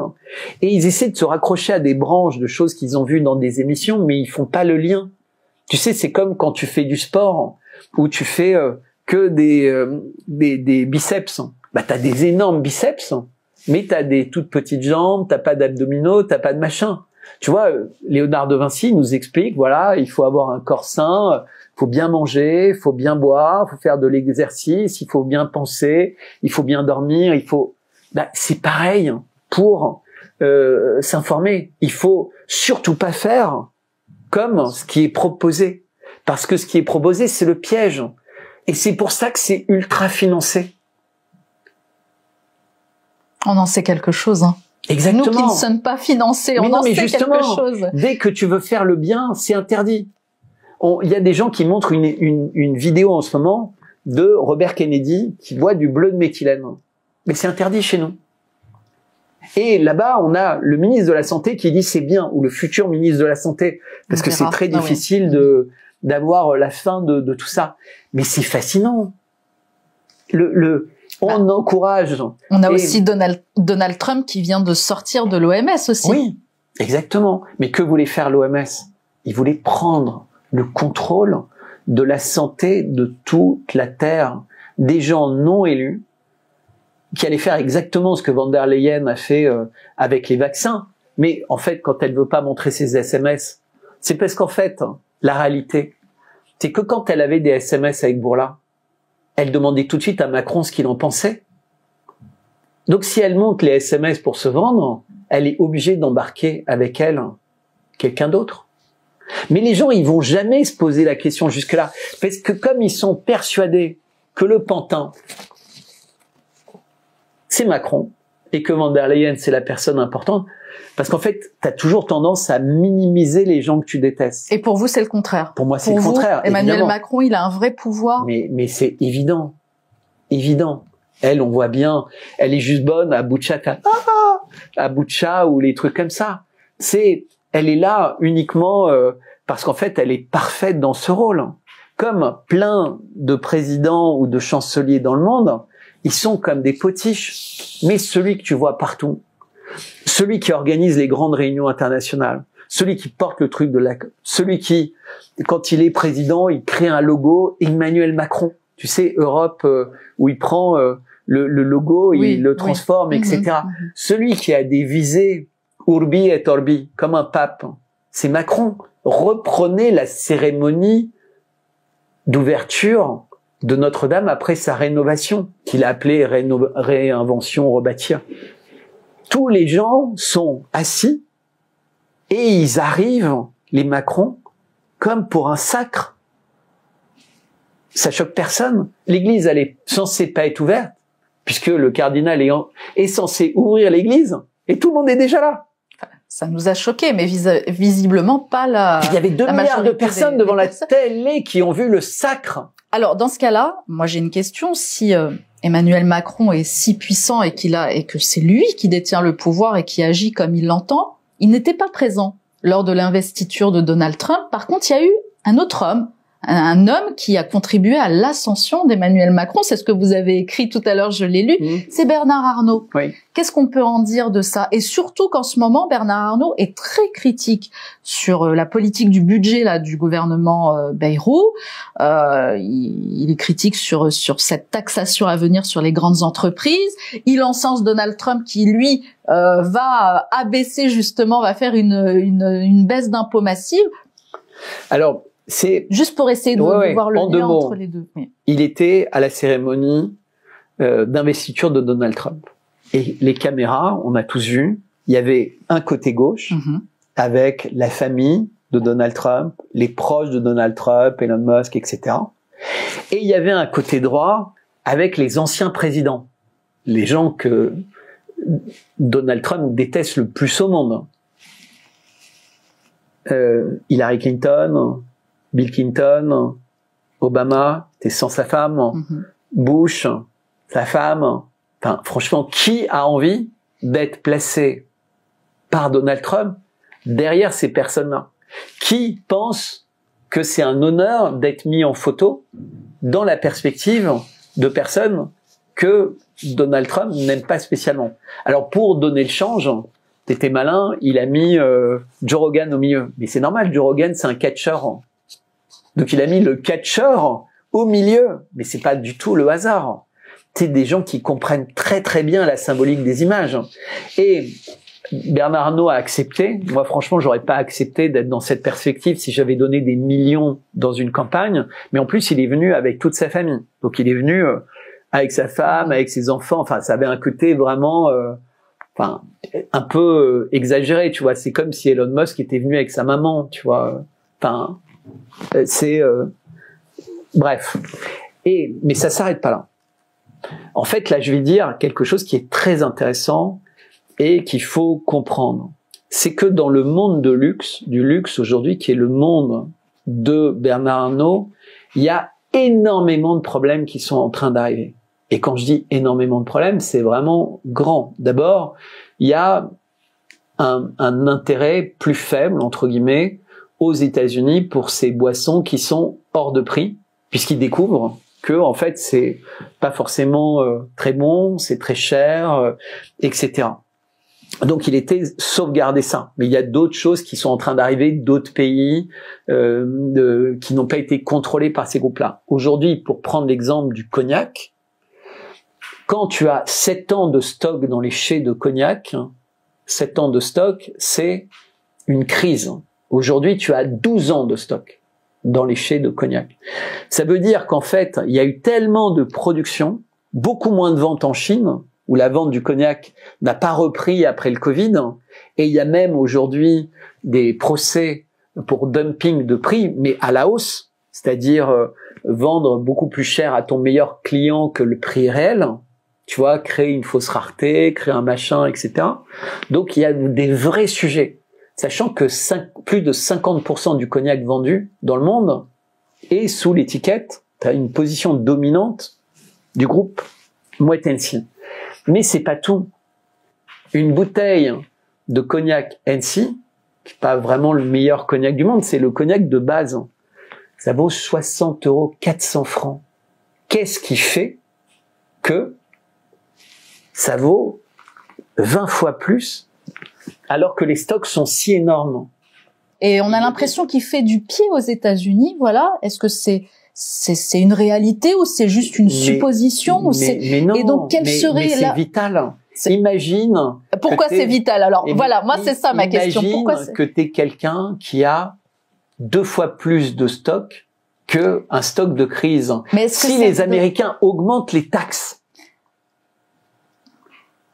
ça veut dire que la production continue à être plus ou moins la même si les quotas baissent, parce que tu as des quotas à l'hectare. T'as pas le droit de faire plus de... et qui baissent. C'est-à-dire que d'année en année, les quotas autorisés, un peu comme pour la pêche. Et donc, lui, il faut absolument pas que Trump touche au cognac, touche à tout ça, puisqu'il a dit qu'il allait faire des augmentations de TVA. Mais à tel point que pour être un cognac, t'as pas besoin d'être embouteillé en Charente. Tu peux très bien être embouteillé aux États-Unis. Il suffit que les tonneaux partent là-bas, ils soient mis en bouteille, ce sera toujours un cognac. Ce qui compte, c'est est-ce que ça a été fait dans des fûts. Donc, on est en train de voir que ce que Trump fait, c'est que ça pourrait créer des milliers d'emplois en main. L'embouteillage, les réseaux de distribution, les machins, etc., etc. Parce que Trump fait du Trump. Il veut récupérer l'industrie automobile allemande, il veut récupérer une partie de l'industrie du luxe en France, il veut la délocalisation. Et donc les patrons qui sont assis, encore une fois, sur une pyramide de Ponzi. Parce que, encore une fois, un point important qu'on entend rarement, mais le luxe, qui est l'industrie qui donne plein d'argent à tous les gens qui parlent du climat, c'est l'industrie la pire pour le climat. On explique aux gens qu'il faut pas porter plus d'une ou 2 fois les vêtements à la mode, sinon t'es has-been. Mais à l'époque de nos grands-parents, une tenue du dimanche, elle faisait toute une vie, ou elle faisait des années. Une paire de chaussures, elle était usée et elle était ressemelée. C'était ça le luxe. Le luxe, c'était quand tu n'as pas les moyens d'avoir quelque chose qui n'est pas de la bonne qualité pour durer. Nous, en France, qui est censé être le pays où Macron réussit à mettre à toutes les sauces l'environnement durable, etc. On est le pays dont l'industrie de pointe et l'industrie du luxe qui explique aux gens qu'ils doivent sans arrêt acheter le nouveau sac avec Paris Match, Elle, etc., qui explique que non mais attends, ton IT bag là, c'est le IT bag de l'année dernière. J'ai payé 8 000 €. Bah ouais, mais c'est celui de l'année dernière. Il est has-been. Aujourd'hui, l'heure, elle est grave. Non mais l'heure, elle est grave. Et il faut que les gens se réveillent, parce que si on se réveille pas, dans quelques mois, il y aura plus d'enfants. Les femmes pourront plus avoir d'enfants. Les gens encore en vie seront idiots. Et l'intelligence artificielle et les robots nous remplaceront et l'humanité disparaîtra. On va juste terminer, Bertrand. On va terminer sur un sujet, je sais, qui vous tient à cœur. Et nous, on fait partie de l'un des seuls médias à en parler. On n'est pas le seul, mais l'un des seuls médias. C'est sur le Proche-Orient et ce qui se passe à Gaza.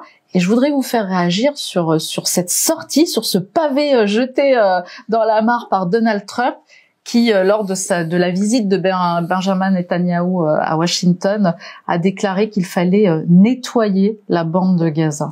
Qu'est-ce qu'on peut dire? Alors, je sais que ce que je dis, ce que j'exprime, il fait de moi quelqu'un qui est ni d'un côté ni de l'autre de l'analyse. C'est-à-dire, il y a des gens qui disent, vous voyez, j'en étais sûr, Trump est un salaud, et il y en a qui disent, waouh, Trump est génial, il a trouvé la solution pour résoudre le problème, il faut les virer. Déjà, je vais dire, les Gazaouis sous les bombes, ils sont pas partis, donc ils partiront pas sous les sourires. Déjà. Je vais dire une deuxième chose, c'est que c'est grâce à Trump et à son négociateur, et ça tout le monde unanimement pourra le dire, qu'il y a eu la paix qui a été signée, et que, et que les échanges d'otages se passent, et qu'on va rentrer dans la phase 2, alors que personne n'y croyait. Et ça se passe exactement comme le voulaient les Gazaouis et les négociateurs des Gazaouis, c'est-à-dire le Hamas. C'est-à-dire que les gens ont pu retourner par centaines de milliers au nord de Gaza, etc. Donc s'il y avait cette envie de vider Gaza manu militari ou autre, ils auraient dit non, vous restez là. Pour l'instant, c'est compliqué. Et puis ils auraient joué sur salubrité. Ils l'ont pas fait parce qu'ils ont autre chose en tête. Mais Trump, il a dit qu'il allait s'attaquer au marécage. Et donc, qu'est-ce qu'il est en train de faire? Là, il a commencé par le gros morceau, USN. Mais c'est que 40 ou 50 milliards. Donc, mais on voit qu'il y avait des ramifications dans tous les médias, dans toutes les rédactions, les politicos, Soros, Gates, tout ça. Tout le monde a mangé gratis et faisait semblant d'utiliser l'argent de leurs deniers personnels au travers de la fondation. Et on se rend compte qu'en fait, pas du tout. C'était l'argent du contribuable américain qui retournait dans les poches de Musk et dans les, pas de Musk, de Bill Gates et autres pour faire ça. À l'inverse, Musk, justement, parce que c'est ce que je voulais dire, il vient de payer pour le Super Bowl de sa poche 40 millions de spots publicitaires pour expliquer aux Américains qui ne regardent plus les informations, qui sont pas sur les réseaux sociaux, mais qui s'intéressent au Super Bowl, ce que ils étaient en train de découvrir. Des milliards d'argent qui sont volés, qui expliquent l'inflation, qui expliquent les impôts, qui expliquent tous les problèmes que vivent les Américains au quotidien. Et là, ils continuent à s'attaquer aux problèmes. Là, ils prennent l'éducation, le ministère de l'Éducation, qui a sauté. Il vire tout le monde, il va remettre d'autres personnes, il fait comme ce qu'il a fait. Et c'est viré, là, ça a été annoncé, tout le monde est viré. Ils vont garder peut-être quelques pourcents. Et après, ils passent au Pentagone. Et en même temps, dès que au FBI, CIA, machin, il y aura les nominations, et au ministère de la Santé, ils vont faire la même chose. Ils font le nettoyage. Mais qui, en réalité, dit qu'il est le plus important et le plus impactant sur la politique américaine? qui se vante aux États-Unis de faire élire tout le monde et donc de contrôler la bourse, la stratégie américaine, etc. C'est EPAC et ADL. Et donc, quand tu attaques tous ces milliards, tout cet argent, tu attaques en réalité ce qu'est le marécage. Et donc, si, dans ce moment où la guerre est tellement forte, en plus, tu dis, ben, je vais aussi prendre Israël. Parce qu'en Israël, il y a plein de places. En Israël, il y a des milliers d'appartements vides. Il y a des villes qui ne sont que des investissements qui appartiennent à des gens qui sont à l'étranger, qui n'y viennent jamais. Le taux d'inoccupation d'appartements en Israël, c'est de 27%. Il y a 27% des logements, ce qui n'empêche pas les prix de monter, parce que c'est de la spéculation, mais ils sont inoccupés. Et Trump le sait.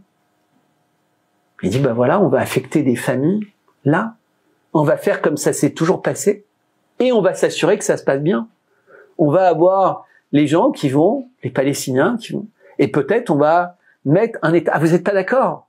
Mais venez, nous on est ravis de vous voir vous installer aux États-Unis. Vous êtes intelligents, vous êtes bien formés aux Israéliens. Il faut qu'Israël reste Israël, il faut que Gaza reste Gaza, mais on peut pas avoir un pays qui bombarde l'autre. Et donc en fait, il va mettre tout le monde devant ses responsabilités. Il va dire quoi? Quoi? Vous voulez vraiment faire un génocide et du nettoyage ethnique? Vous êtes comme ça? Non. Il veut mettre les gens devant la responsabilité. Il est en train de mettre les gens devant une situation qui est comme Pearl Harbor.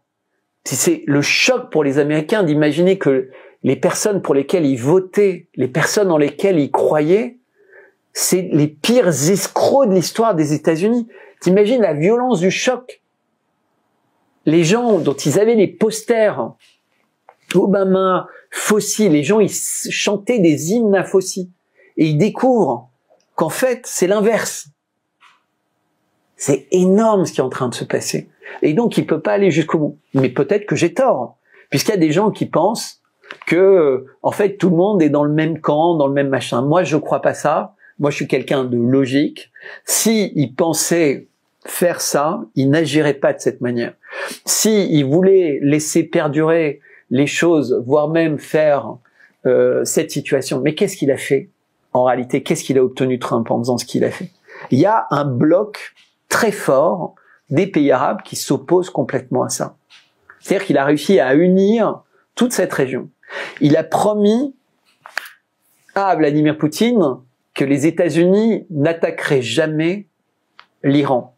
Pourquoi il a promis ça? Parce que Vladimir Poutine, quand ils se sont parlé ce dimanche au téléphone, il lui a dit « Sache que le 17 janvier dernier, nous avons signé un accord avec l'Iran qui inclut quelque chose comme l'article 5 du traité de l'OTAN. C'est-à-dire que si vous ou Israël bombardez l'Iran, vous bombardez la Russie. Et donc on vous efface. On vous a prévenu avec l'Ukraine, vous avez arrêté d'envoyer les missiles longue portée américains, vous avez entendu notre message. Bah, sachez qu'on a ce deal avec l'Iran, écoutez notre message. Et c'est ça qui est en train de se passer. Évidemment, Trump n'avait pas besoin d'entendre ça. Il n'a pas du tout envie de... Il essaie pas de faire la paix pour faire la guerre. Il veut vraiment faire la paix. Alors je sais que depuis des années, on nous explique que le mec, il est vulgaire, il est pas gentil, il est con. De la même manière qu'on nous explique que Macron est con, que machin, etc. Mais c'est l'inverse. L'un est très intelligent dans le camp du bien, et l'autre est dans le camp du mal. Point barre. Si vous avez envie, allez lire mes lettres, allez dans mon blog, mais surtout donnez l'argent à Média 442, ils en ont besoin, ils me réinviteront peut-être et vous aurez l'occasion de m'entendre sous cette forme. Si on a toujours le studio, je vous réinviterai avec plaisir. Merci Bertrand Scholler, merci d'avoir été notre invité. Je vais vous inviter à signer notre livre d'or si vous êtes d'accord. Merci.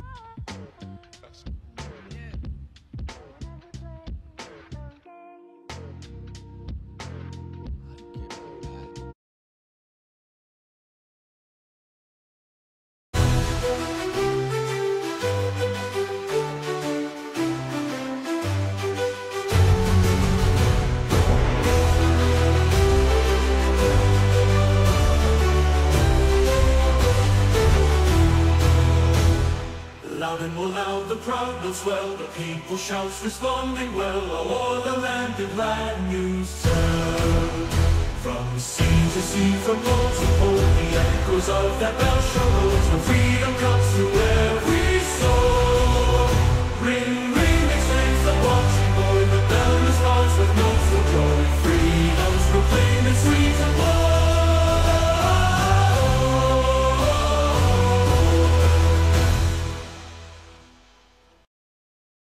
Abonnez-vous s'il vous plaît à mon Substack.